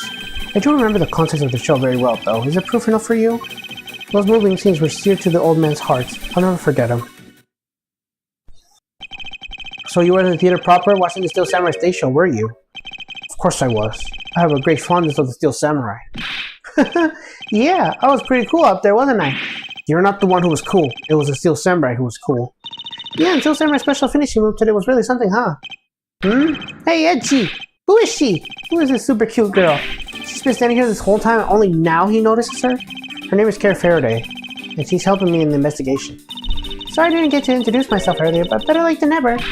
Yes, okay, I'm Larry. But... Silence in the peanut gallery. There's no time for such troubles at a time like this. Mr. Prosecutor, this is the final battle, you got that? Oh no, this is the end. For that man there. Now that's the kind of thing I like to hear. I think I'll get trust in your try, Mr. Prosecutor, or rather, Mr. Edgeworth. I leave this critical battle up to you, Mr. Edgeworth. Have no fear, I will finish the job. This really is the endgame. A time to come to expose every last one of Mr. Alba's lies.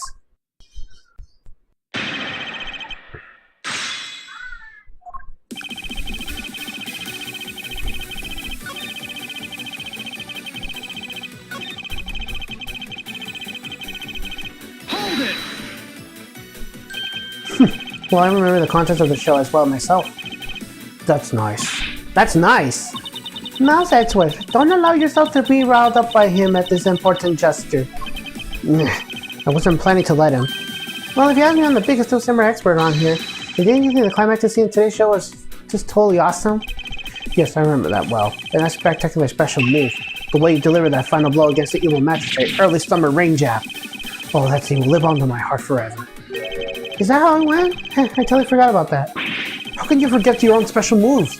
That's a special attack that Steel Samurai uses when you're using the Samurai Spear.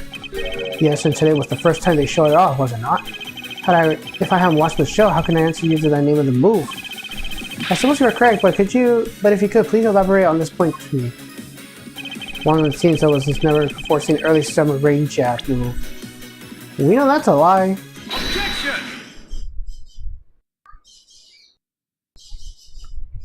The special move today was the early summer rain jab? Is that your final answer? Objection! You little irritating grint. Do you think you could trip me up by asking the same question over and over? That is not my intention. Your testimony is more than significant. Alright, I believe it will be wise for you to take a look at this. A samurai spear? What about it? This spear actually never made it on stage today. Excuse me? Unfortunately for you, tonight's Steel Samurai happened to be a goof of a young man with the abundance of useless hot-bloodedness. Having said that, said useless and bent the spear during a rehearsal this evening. Okay, do you remember what the Steel Samurai special move was tonight? It was the Steel Samurai Sushi Slash! Correct, because he couldn't use the spear, a last-minute change was made. Had you really been watching the show, you would have known. Would have known when that move was used. Quirk his elbow. You didn't even watch a single minute of the Steel Samurai stage show tonight, did you?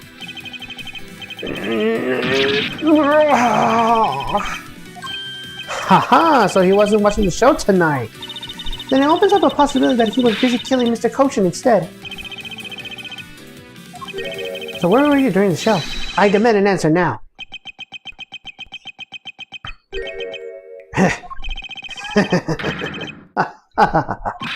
And what is so funny? You're so sloppy, and so are your conclusions. I still insist that I watched the show, or most of it in any case. What do you mean by most of it? Ah, you see, during the show I left my seat for a spell to visit the bathroom. I assume it was when the dramatic scene was played on stage. That's the lousiest, lamest excuse I ever heard in my life, pal. Just because he got the name of the move wrong. You can't really use that as a proof that you watched the show at all. As a fan of the Steel Samurai, I have wanted to watch the entire show. Honest. As the Steel Samurai fan, for someone who wasn't even in the seat for the climax of the show, you have no right to call yourself a Steel Samurai fan ever.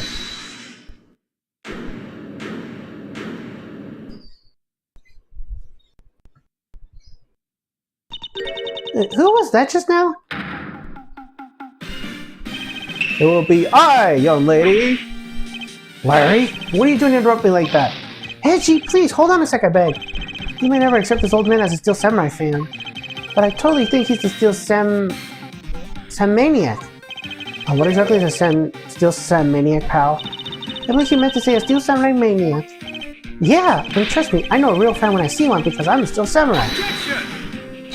I will never acknowledge you as a true Steel Samurai. What are you getting so worked up over, Mr. Edgeworth?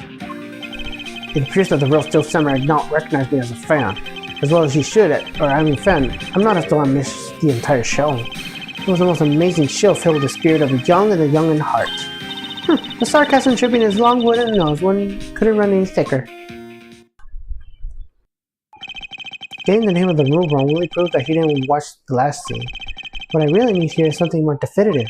Something that links Mr. Elba directly to the murder of Mr. Manicochin. You know what, Gramps? You're really something else. I'm honored to receive such praise from the Steel Samurai, but what is it for? Well, I was wondering how you found out about the early summer rain jab. That move was a bit of a secret that only a small portion of the staff know about. Wait, it was a secret? Larry, wait, what did you just say? Huh? Did I say something stupid again? Did you say the early summer rain jab was actually a secret? Well, maybe I shouldn't have said secret. It's more like we only decided on the name of the move right before we started the show. Right before? Yeah, the stage director was going nuts because we were supposed to debut the move. About 5 minutes before the show, we threw it up at the dressing room whiteboard. Early summer rain jab, that's kind of how we decided to name the move. By that time, I already bet the spear, so I guess the whole thing is kind of pointless. So all of you Steel Samurai actors are the same. The director has my complete sympathy. Long story short, because we changed the move to the sushi slash, we're gonna pretend that the early summer rain jab didn't exist at all. I mean, it would be better if someone found out we changed the move, so we made it a secret. So basically a gag order was issued at publicity stage. You know what makes the early summer rain jab sound like a lost art? Yeah, which is why I think most of the staff haven't even heard of the move. Hold those lips or you're still. What the heck, old man? I've done nothing but listen, but what you can tell it's all very unrelated to the case. It's also very tedious and a pointless excuse of wasting time, much like the kids show. Mr. Alba, I believe the one you should be quiet now is you. How dare you? I suspect that you already noticed exactly what its very severe implications are in that man's testimony. Ha! So now you're trying to bully me, huh? There are no implications to be read from the behind-the-scenes story of a kid's show. Don't even think about trying to slither your way out of this one, Curtis Alba. You were the one who said it yourself. That man naming the move was Early Summer Rain Jab. But that name was only decided upon right before the show was about to start. So, just where are you driving at? That's the name of the move you told us to never use at the show or said aloud. Now then, would you care to tell us about how you saw the name of the shit move? Because I can only think of one way you could have known. Curtis Alba, this is the only way you could have known this name of the special move. You didn't name the move because you saw it in the dressing room's whiteboard. Staff members only who knew were keeping it a secret, so you couldn't have simply gone up to the staff member and asked, which means that the only other option left is for you to saw it on the whiteboard. So that means that Mr. Alba was there on some point, right? But what's the big deal, sir? I don't see what that means. There's another piece of evidence that is the big deal to do with the dressing room. Can't afford to let this one slide. This is related to both the dressing room and the Mr. Cochin's murder. Take that! The pushcart was used to move the body was right there in the dressing room. During the show, the pushcart awaits its turn and the pushcart stays on the dressing room.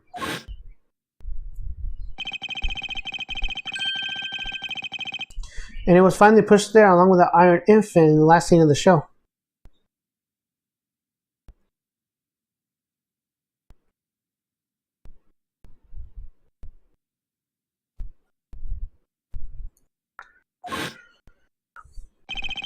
And then right up to the show ended, it went to the Ablaze along with the Steel Samurai. Which means that the only time the killer could have placed the body inside the pushcart was when the pushcart was in the dressing room backstage. So basically the killer had to be someone who visited the dressing room during the show. Precisely.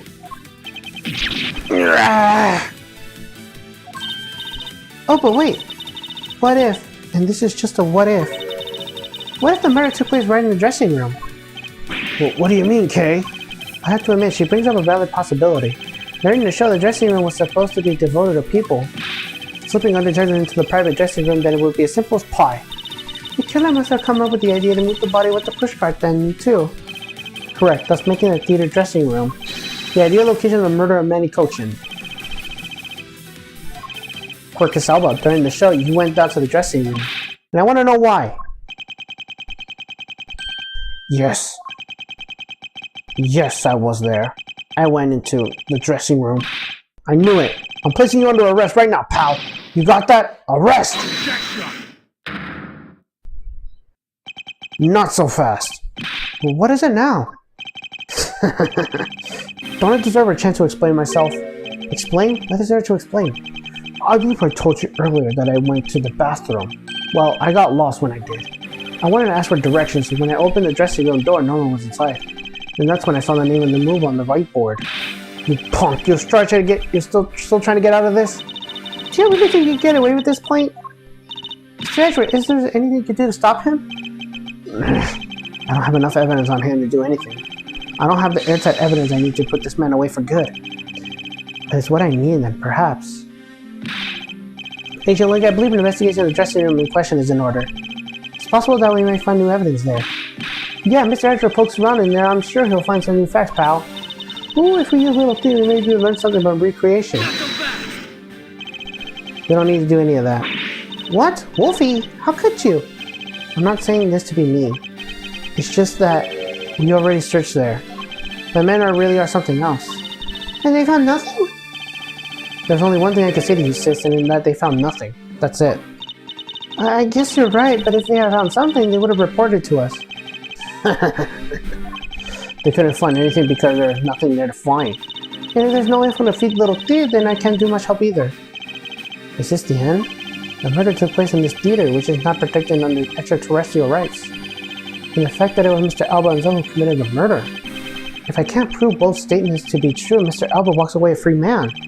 Is there no other source of action left to us? It would appear that your hands and cards have turned out to be the bust. Now if you will excuse me, because of you people I missed my flight, so I must make haste to arrange for a new one.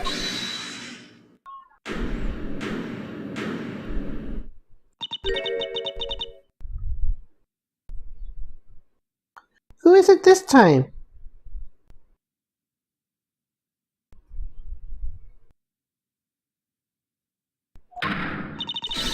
Hold it right there, you whippersnappers! Ugh, first Larry and now you? What is it with this scary monster like snout on your face, HGP? Don't treat me like I'm some sort of nuisance. I don't mean to say this, but all you keep talking about things I don't get at all. All you're leaving this lady on the set depressing lonely dust is about to cry in. Why do you have to speak up right at this instant? But you know what, HGP? Cheer up. Because I'm about to give you the most wonderful thing. The most wonderful thing? From you? It's so super special that I couldn't give it away to just anyone you know. Ah, my special present of love, my sweet edgy poo. Are you ready? Is this? It's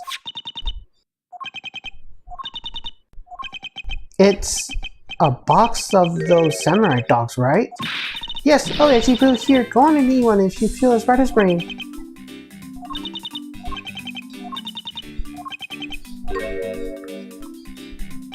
Are we through here? Why did everyone get so quiet all of a sudden? Edgy Poo! Tell me you understand the depth of this lady's love for you. I don't want to hand out snacks willy-nilly, you know. No, sir. The thought occurred to me that maybe it would be good if I fed you to make sure you were nice and full. One day it's my dream to serve you some of my own homemade food. I mean, isn't it the desire of every woman to make sure that their beloved never goes hungry? That's what experience. I'll tell you one thing. Damn it, I literally tried. Mr. Edgeworth, can you do anything about her? There's no power on earth that can force that woman into silence. But I'm so sick and tired of it. All you people look down on me. Even this box of samurai dogs played me for a fool. He had a special design on this fan, just like a Japanese slice, so I thought it was special. When I ate one, it tasted like just like all of the rest. Oh, it makes me so mad. Wait, a special box with a Hinomaru-like fan on it. Never heard of such a piece of merchandise existing before. However, there it is. The red sun this fan is filled in. Is it possible? Could it be? After the show, the samurai dogs would pile on the dressing room floor. However, there's no such thing as a Hinomaru dogs. The connection affects that something that should not exist, yet it does. The rays of this red sun may have been what we need to point out in the right direction. The presents? Studio Bigwigs basically told us to play delivery boys. We were supposed to hand out the dogs, hand out to the embassy people and tell them hi. We had to pile them up into the pushcart just to move them. I believe you understand what this means, correct? You kill Mr. Kochin in the theater and then place his body inside the pushcart. And then, before the sealed samurai were unwillingly moved the body for you. It's time to piece the final pieces of this logic puzzle together. No matter how fragile or small the connections may be, once we found them all, the way of the truth will be revealed.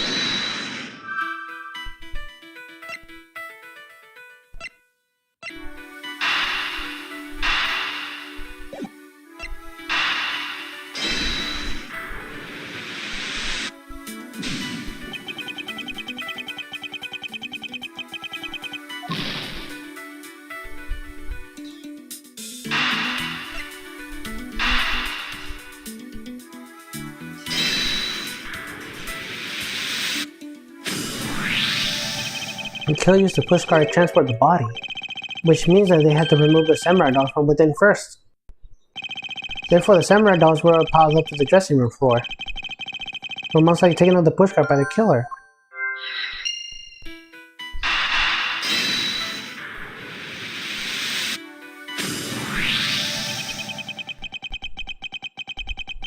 But should not exist the box of samurai dolls with the Hinomaru in it.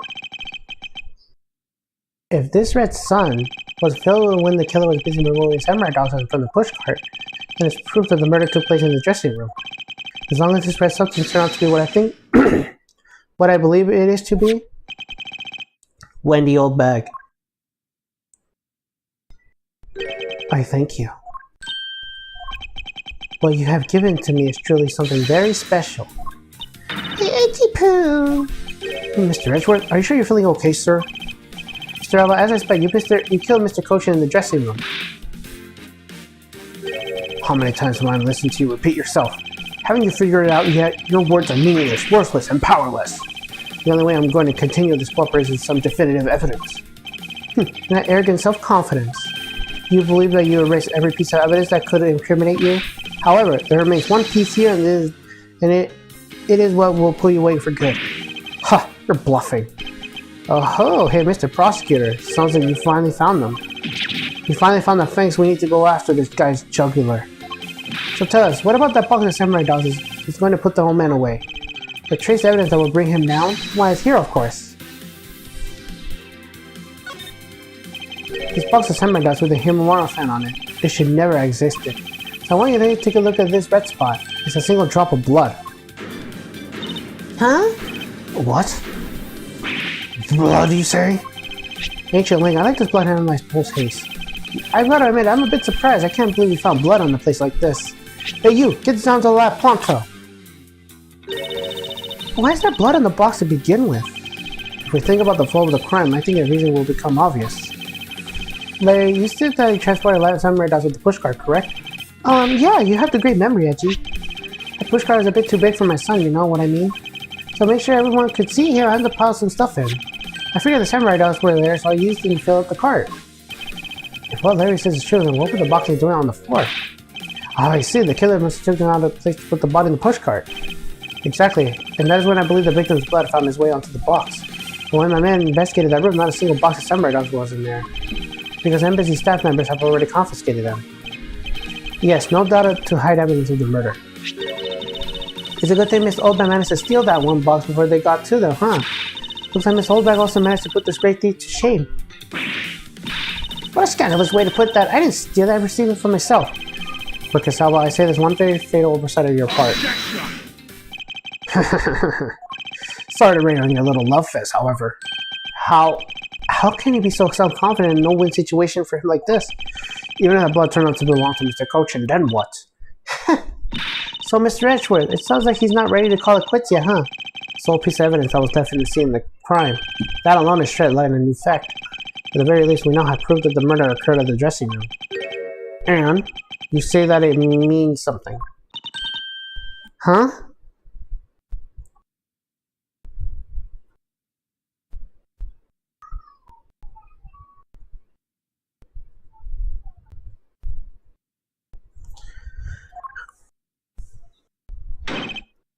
Excuse me, sirs.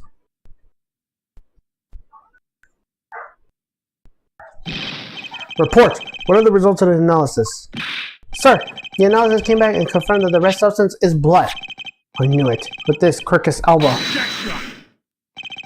Mr. Edger, I wonder if you might humor my question. Your question? The one from before, have you forgotten? Even if that was Mr. Cochin's blood, what difference would it make? Like we already told you, it proves that the crime scene was in that dressing room. But it doesn't prove that I am the killer, doesn't it? That's... He has a very good point. The blood on the box doesn't prove that Mr. Alba is the killer. But then, this evidence is meaningless. That can't be. We were so close, sir. I want to smack that smug look off his face. Come on, there's got to be something we can do. We finally found a solid piece of evidence. There must be something I can expose with. I can't think of a single thing.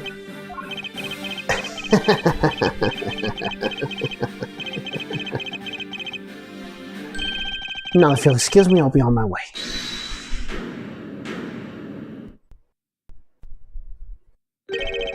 Who was that? It's too late. I won't allow anyone to stop me now. It wasn't me, pal. And it wasn't me this time either. It wasn't me either. It was me! What did you... because I haven't finished reporting everything to you yet, sir. There's more? What? Hurry up and spit it out.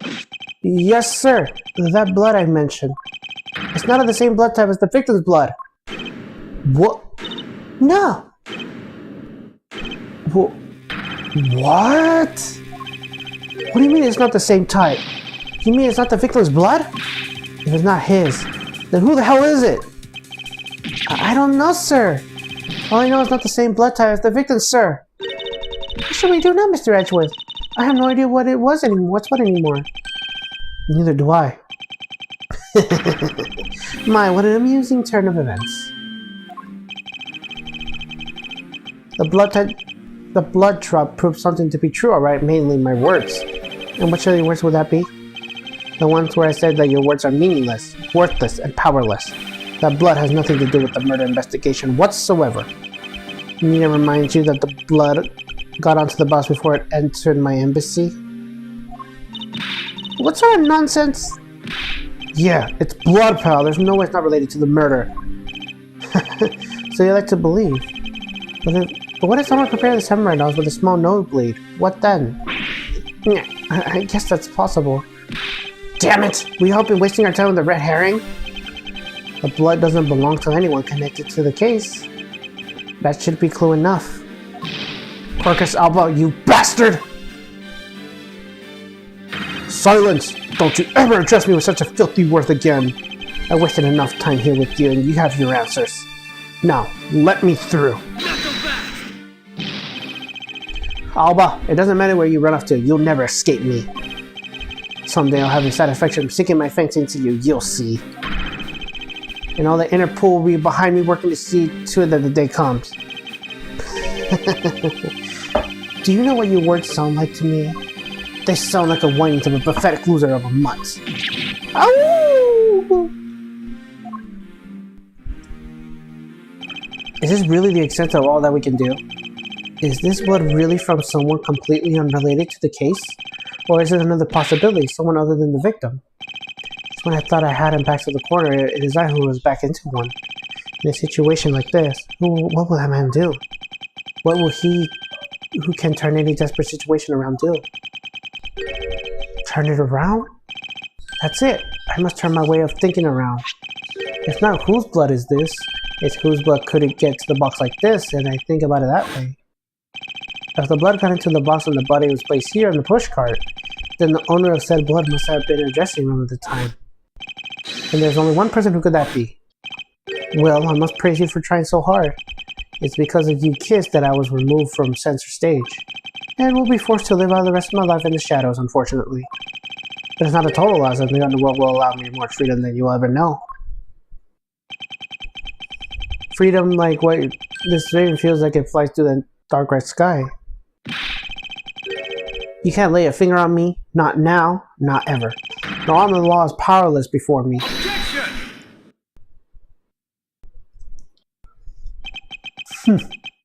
Powerless, is it? I wouldn't be so sure about that if I were you. What do you mean? Allow me to describe you one word. Pitiful. Pitiful? How so? Quercus alba, your wings are clipped long ago. And for someone who is trying to fly away on them without noticing that fact, pitiful is the perfect word to describe you. Ha! Mere words. What do you mean by his wings are clipped, Mr. Edgeworth? Just what do you think it means, Kay? We have already caught him in our trap a while back. In the incredibly powerful, decisive piece of evidence. Hey, heard the Mr. Prosecutor care to speak English? What are you trying to talk about? This piece of evidence? What piece of evidence? The piece I speak of is this, of course. The drop of blood. But we know it's not from the victim. I don't see how it remains relevant to the case at all. Ms. Von Karma, I believe that is exactly why it's very important to the case. And the part that is the most important is the fact that it's not the victim's blood. You're looking a little pale. Good, and I believe you're already aware of what I mean. Like you know who the blood belongs to? Of course I do. This piece of evidence is the irretrievable proof that it will stop the killer in his tracks. The blood that saw this box on Samurai Dogs belongs to this person. Take that! The blood on this red sun of this box belongs to you, Quercus alba. What? What? Why is his blood on the box of Samurai Dogs? It's not even the victim. The blood left on the box when Mr. Coach's body was being loaded into the pushcart. At that time, the only two people in the dressing room were the victim and the killer.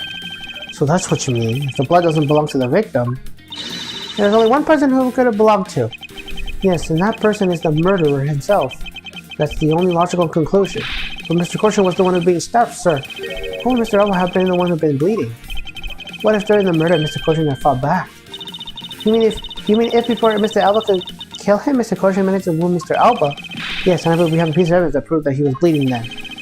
It's a piece of evidence that Mr. Elba was possibly bleeding at the time. Well, he had a wound. Take that! Mr. Elba, you bear our body a great wound. That was from when the masked two attacked me with a pair of scissors. Yeah, and that happened way after he was in the dressing room. But what if that really happened? Can you manufacture a weapon by smearing blood on it? You just can't accept that as fact. Shall we try a test, Mr. Elba, see the shape of the wound matches the scissors? You really are something else, Mr. Edgeworth. You don't let a single thing slip you by, no matter what its significant a possibility. You want to talk, Mr. Elba. You managed to give the law to slip with 10 years as a smuggling ringleader. No matter the danger, you can hide every last ounce of fear and anxiety from everyone. You truly are a one-of-a-kind criminal. I am the master of my fear. However, to think that a person such as you could miss such a large thing. Do you believe I've overlooked something? You said that my wound was caused by Mr. Cochin. And that is the cause here at one of the theater's dressing rooms, right? Yes, that is correct. I like to point out that it's simply not possible. My wound is a stab wound and one could easily have come from the blade. I wonder where you could propose that such a weapon came from. Ah, this theater was packed with security guards. It would have been impossible for anyone to come into the area with a weapon of any sort. Just as Mr. L was able to bring in the alabaster knife in the bouquet, there must be some other way to sneak a weapon of some sorts. Oh, but as long as you can't prove what that other way is, all your talk about Mr. Corte stepping me is pure nonsense. So if that other way does exist, you better hurry and tell me now. With pleasure. Wait, what? This piece of evidence shows how Mr. Cochin brought a knife into the theater. Take that! Among law enforcement, this piece is known as the Yatagarasu key. The key! That's the key that my father stole from here 7 years ago. And it's very unique that it is both the key and the knife, meaning that under the guidance of the key, it could have been easily brought into the theater. You couldn't dispose of the knife that stabbed you, therefore you wiped up the blood and placed it back to Mr. Cochin's pocket. After all, the key itself opens the safe in his office. Inside the safe there was a document about Colosseum paper signed by Mr. Cochin.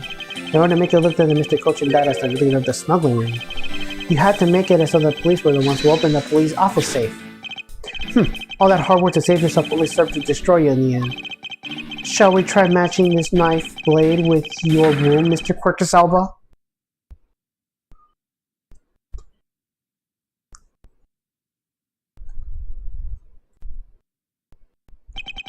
And that is what some may call a coup de grace.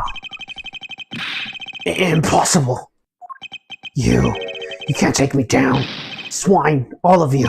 Especially Manny Cochin. This is all because of that man's betrayal. He sought to steal control of my smuggling ring from me by removing me as ambassador, which is why he deserved to die while bearing the guilt of all the crimes from me. But that's why I sent the Yatagarasu card how this incident was born. Manny was supposed to be the smuggling ring slave who was killed by the Yatagarasu. But I had yet another reason, yet another story that was supposed to play out. Manny's death was supposed to bring everything to a close, and I would have gotten away with it too if it wasn't for you meddling prosecutors. Scooby-Doo! Mr. Alba, I'm afraid there is one more question I forgot to ask. This country or Alabastis? Which country's court would like to face first? Either way, it's game over for you. Edgeworth!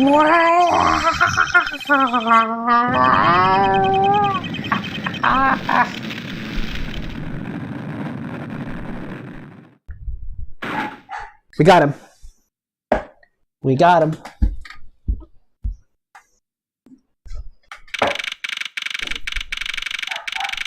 We finally took him down.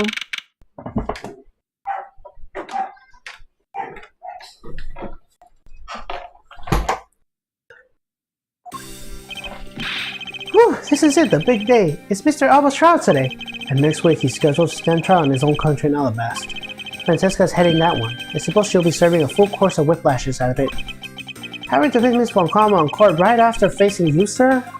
I don't even want to think of what it would be like. I caught a glimpse of Mr. Alba as he was being escorted to the courthouse. And boy, did he look as glum as I do the day before I got my monthly paycheck. You know, I've been thinking. That flight attendant and Mr. Portsmouth were all Mr. Alba's secret agents. Correct. That smuggling ring was a common thread between all of the incidents. Cammy Meal was to provide support during smuggling ops using her job as the assistant, and Mr. Portsmouth was to manipulate trials relating to the ring to be in the favor.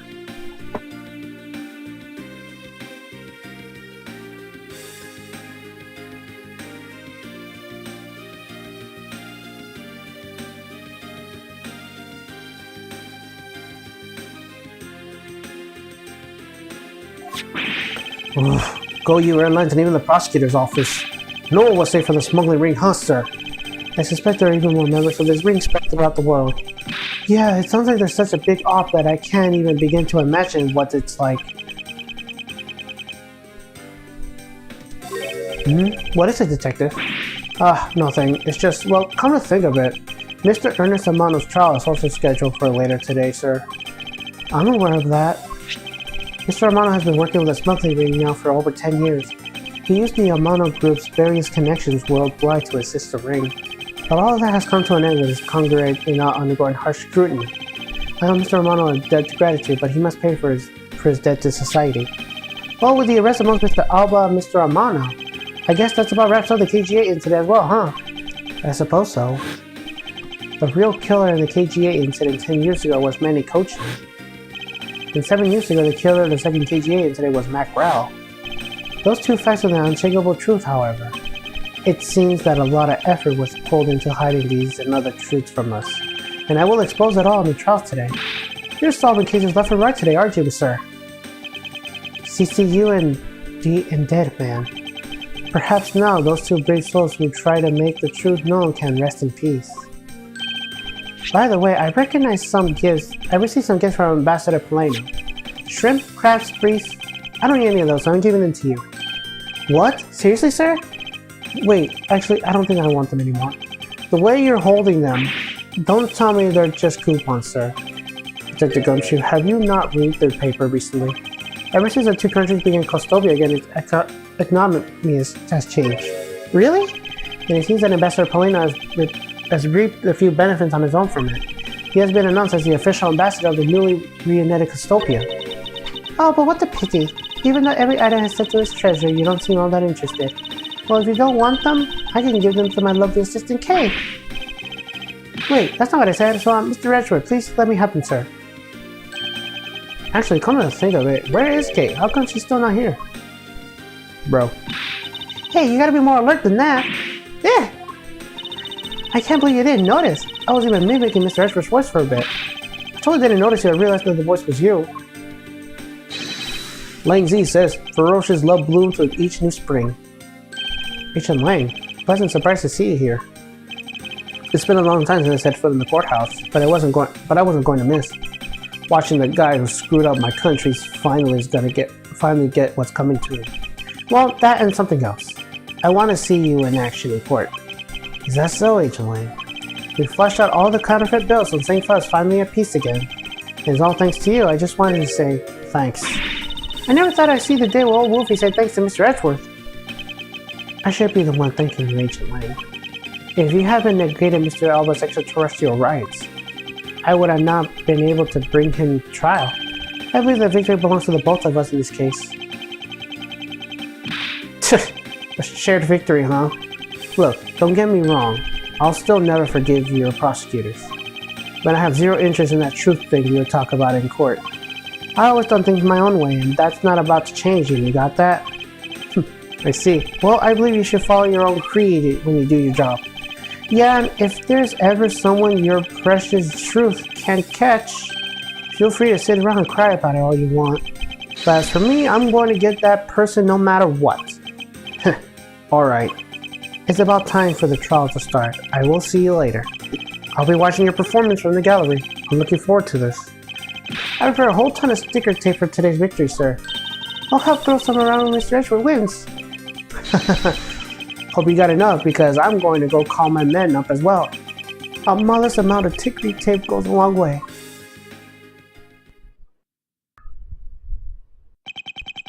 The scene shifts into the courtroom and the final act of this long tale begins. The legend of the great thief Yatagarasu is the story of those who chose to dedicate their lives to the pursuit of truth. Prosecutors are those who seek a guilty verdict for the defendant they meet, and to that end, you have no choice but to win by any means necessary. The creed was forced to me when I was very young. However, I no longer think that all the prosecutors are. That is because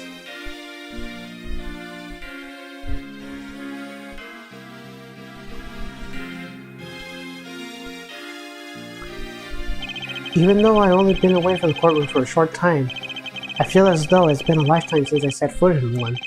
And today, more than any other day, I feel the fight within me rising. Objection! And with that, Turnabout Ablaze is done, and so does Ace Attorney Investigations.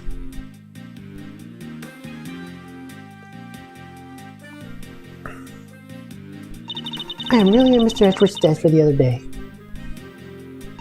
Thanks to him, I'm still free to serve in the friendly school skies. Oh, and about my suitcases. I've been selling them on the internet and they've been a real sensation.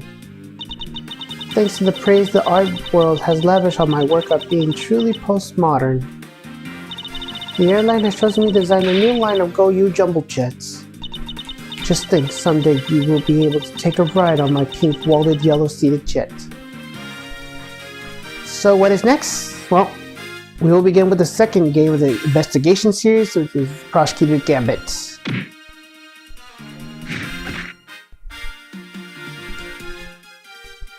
Edgeworth? Oh, that rudeness of a rude man. Because of him, my time and money is wasted. But more importantly, I received the most fantastic treasure recently. The pre-product statue of a principality Castopia. It weighs a bit light in my hands, but the ambassador Polina was most generous. Yep, we'll begin Prosecutor's Gambit in the next one.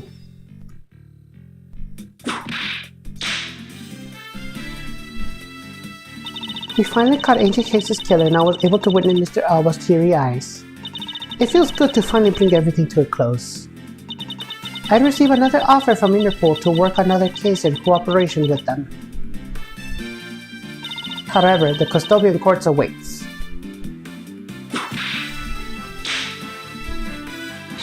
Custopia's air is supposed to be very fresh, so my whip should find new vigor there. In the meantime, I'll look for raid targets.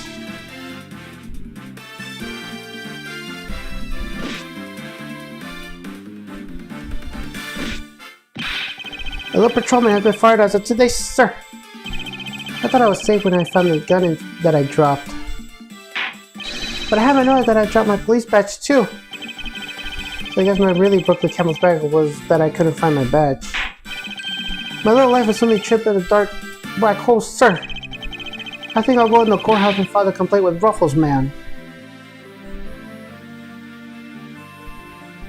Oh yeah, tomorrow's gonna be a special stream because tomorrow is the 1-year anniversary of me streaming.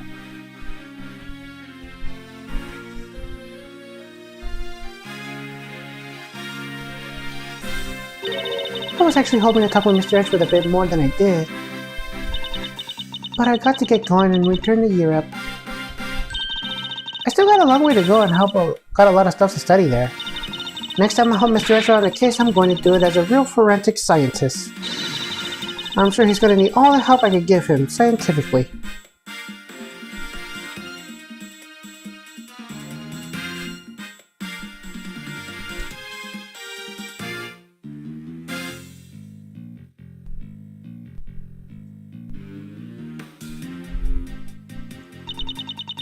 Because the kidnapping was staged, I was let off easily.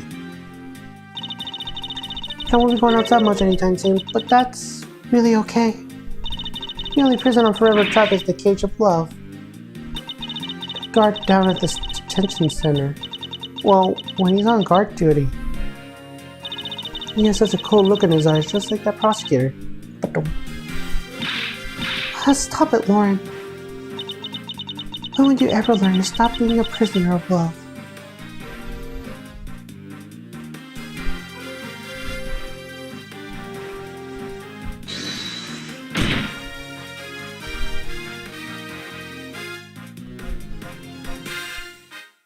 It appears there is all sorts of drama that takes place outside of the courtroom.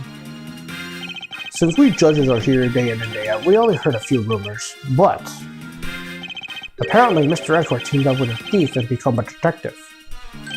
Maybe I should team up with a bailiff and try to become a lawyer or something. Ah, nice to see the judge again. Even if we won't see him until we move on to the next trilogy.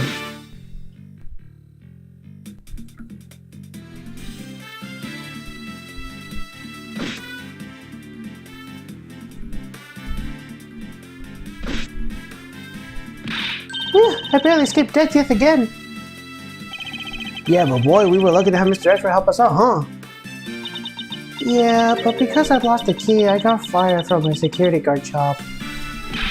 Don't let it get to you down, Maggie. You still got me. You're right, sir. I won't be sad. I'm going to pick myself up and get through this. I wonder what my next job should be. Oh, this is actually kind of fun.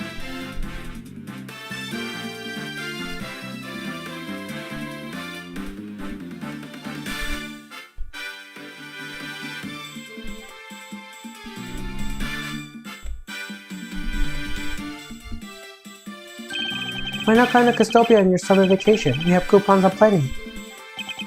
Right now our embassy is proud to present our Let's Investigate a Murder show.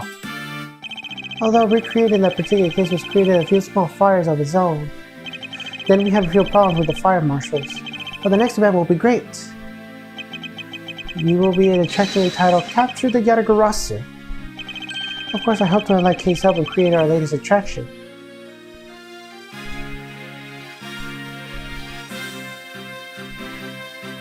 Yep. I'm so happy we're done, and now we're going to move on to the Prosecutor's Gambit in the next one. I can't believe that Mindy ditched me and went to Japan. But it's okay, because that's how I met Miharu. We're planning to go to Paris soon and start a business. We're going to sell blue ocean dogs.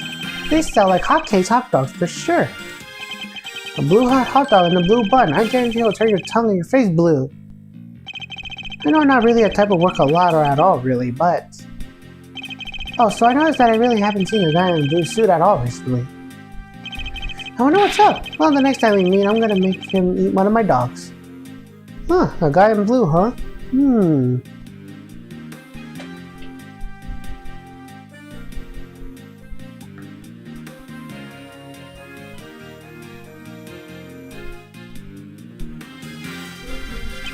I gave testimony in court today, as a member of the Yatagarasu. Yo, Mr. Bad, you look well, all things considered. By the way, have you noticed that elements within the ring have begun moving? They're probably fighting over who should succeed, over who should be the next boss. Although, to be honest, I wish I could forget I ever heard of that smuggling ring. Wang Zi says, thoroughly bite the poisonous snake from head to tail. No one runs without.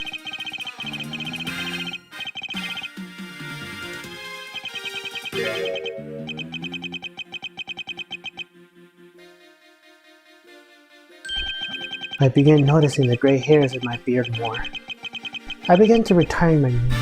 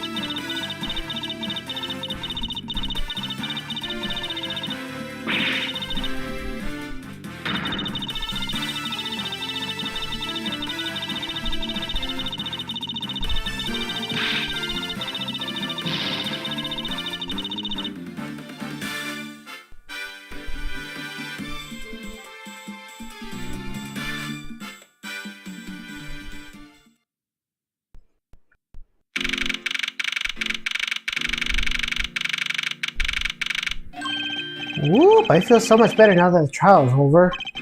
And as always, your legal process was top-notch, sir. Yeah, nothing beats the look of Mr. Alba's face when you revealed the ring's secret. I was amazed. You're like a totally different person when you step into the courtroom. Mr. Edgeworth is always 10 times fiercer in court. Based on the information Mr. Alba offered up, they began large-scale operations. Clean up the rest of the ring, which I'm happy to leave to Francisca and Agent Wang. So what are your plans now, Kay? Oh well, I'm taking care of the creep who killed my father, so I'm not sure. Hey, I know. Maybe I'll just keep on being Mr. Edgeworth's assistant. Are you still trying to steal my job, pal? Just kidding, just kidding. I can't steal something so important, you dummy. Whew, what a relief. Kay? Yes? Even after all that happened, you're still planning to become a great thief? Of course! But I don't want to tarnish the legend of the noble Yatagarasu, so I'm going to hold off on doing anything until I make a tight 3-person team on my own. A 3-person team? A 3-person team of young beauties the same age as me, if possible. With those criteria, I highly doubt you'll find the 2 other people you'll need. My father chose to fight for the truth. I think that's what's so noble about him.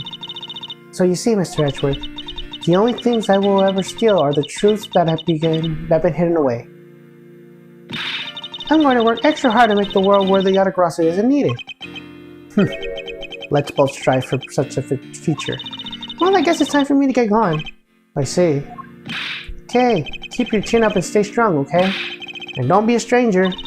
Don't worry, I'll be back. I'll be sure to break the lock on the window and sneak in. If you could, I'd appreciate it if you came in through the building's front door. It's okay, Mr. Edgeworth. The lock on my window in our home has always been broken for forever. Oh, one last thing before I go. Let's take a group picture, just the three of us. Yeah, commemorative photo. Every big case has to end with one. No. Hey, why not? Don't tell me you're camera shy, Mr. Edgeworth. Of course not, Detective. Come on, Mr. Edgeworth, I'm taking a picture now. Hey, come back here. Mr. Edgeworth, you can't run away from this, sir. Hey, Detective Gumshoe. Stop that. I can't be seen doing that. Okay, I'm totally taking it now. Say cheese.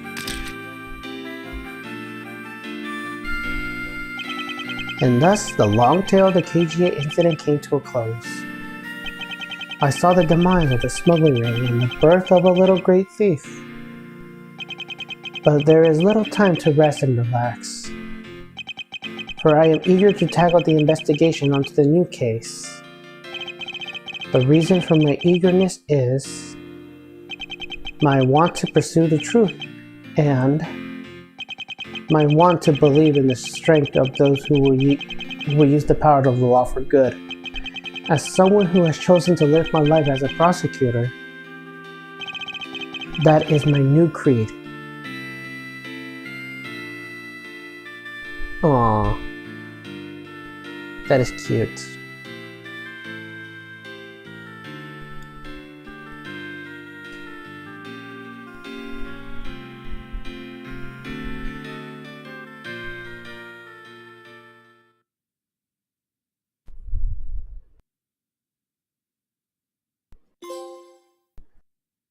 Turnabout Ablaze.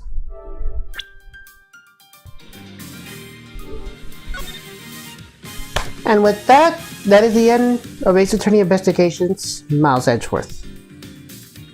Next time, we will be playing Prosecutor's Gambit. For now, we will be rating Acme Studios. Now let me double check to see if they're still on. Yes, they're still live. We're rating Acme Studios. They're playing Resident Evil Village.